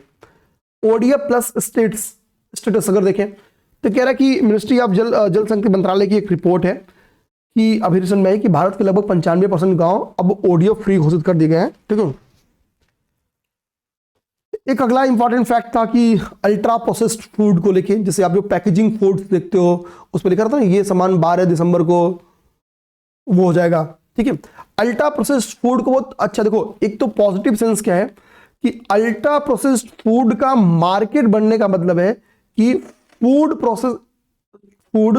प्रोसेसिंग इंडस्ट्री को बढ़ावा मिल रहा है। फूड प्रोसेसिंग, अगर इंग्लिश करो तो माफ करना, इंडस्ट्री को, खाद्य प्रसंस्करण इंडस्ट्री को क्या मिल रहा है, बढ़ावा मिल रहा है, ठीक है। ये तो हम लोग चाहते हैं कि पैकेजिंग फूड को बढ़ावा मिले, टमाटर की जगह केचप बेचो, हम लोग तो पढ़ते ही हैं, हम लोग चाहते भी हैं। और यही एक तरीका क्या है कि एग्रीकल्चर के जो लोग हैं उनकी इनकम को बढ़ावा देने में, बट एक निगेटिव सेंस मेरे भाई। कितनी बार कहा जाता है कि बेसिकली बढ़ा के अपनी चीजों को, डेट्स को, ये एक्सपायरी डेट्स लिखते हो वगैरह वगैरह, बहुत सारे आरोप लगते हैं, समझो। तो ये कहा जाता है कि भाई ये बहुत अच्छी बात नहीं है कि अल्ट्रा प्रोसेस्ड फूड इंडस्ट्री बढ़ना आर्थिक तौर पे तो अच्छी बात है, लेकिन हेल्थ के तौर पे भी क्या अच्छी बात है, तो आदरता नहीं। अल्ट्रा प्रोसेस्ड फूड देखो यहां पे कह रहा है कि 2006 से 2019 के बीच में अल्ट्रा प्रोसेस्ड फूड में 40 गुना की वृद्धि दर्ज की। कितनी? 14 टाइम्स। तो मार्केट तो बढ़ा, वृद्धि दर्ज की गई तो मार्केट तो बढ़ गया, लेकिन ये हेल्थ के लिए बड़ा नेगेटिव किया है, ठीक है। मोटापा, मधुमेह वगैरह वगैरह जैसी शिकायतें भी बढ़ गई। तो पॉजिटिव ये क्या है, ये तो पॉजिटिव सेंस है, और इससे जो हेल्थ इश्यूज हैं ये नेगेटिव सेंस है, ओके। अब आते हैं फॉ की रिपोर्ट, और फॉ की ये रिपोर्ट कहती क्या है, फॉ की इस रिपोर्ट के साथ हमारा क्लास भी क्लोज हो जाएगा कि फॉ की खाद्य एवं कृषि स्थिति रिपोर्ट 2025 के अनुसार वैश्विक स्तर पर हर वर्ष लगभग इतना मिलियन हेक्टेयर कृषि भूमि मृदा क्षरण के कार्य परित्यक्त हो रहा है। यानी फॉ की रिपोर्ट कहती है, फॉ की रिपोर्ट कहती है कि भाई मृदा क्षरण जो है वो बहुत तेजी से हो रहा है। मृदा क्षरण की बात करें तो क्या है, सॉइल जो डिग्रेडेशन, ठीक है, डिग्रेडेशन है, यानी इसको मृदा क्षरण बोलते हैं, ये बहुत तीव्र गति से हो रहा है। और इसका डाटा उन्होंने क्या दिया कि हर वर्ष 3.6 million hectare, 3.6 million hectare land, agricultural land पे कृषि कार्य नहीं किया जा रहा है, यानी उसको छोड़ दिया जा रहा है, उसको पड़ती रख दिया जा रहा है। क्यों? मृदा क्षरण के कारण। मृदा क्षरण से उसकी एग्रीकल्चरल प्रोडक्टिविटी गिर जा रही है, ठीक है ना। तो ये भाई नोट्स था, लगभग 10 पेज का नोट्स है। इसमें एक पेज तो आपका मेंस का ही है, 10 पेज में ही आपकी पूरी नवंबर की करंट अफेयर समाप्त कर दी गई है। अब आपका देखना होगा कि भाई समर्थन कैसा रहता है, जैसा रहेगा अच्छी बात है। मैं तो कराऊंगा अक्टूबर का करंट अफेयर, और ये करंट अफेयर का पीडीएफ किसी भी कीमत पे आपको क्लास मिलने के साथ ही आपके टेलीग्राम चैनल टीचर्स अभ्यास में मिलेगा। तो जाए टीचर्स अभ्यास के टेलीग्राम चैनल पे, वहां पे कोई बेल आइकन बटन तो होता नहीं है, तो जो भी होता हो उससे जुड़ जाओ, पीडीएफ को डाउनलोड कर लो, मौजूद रहना, और भी चीजें अच्छी अच्छी समय के साथ जाएंगे। जय हिंद।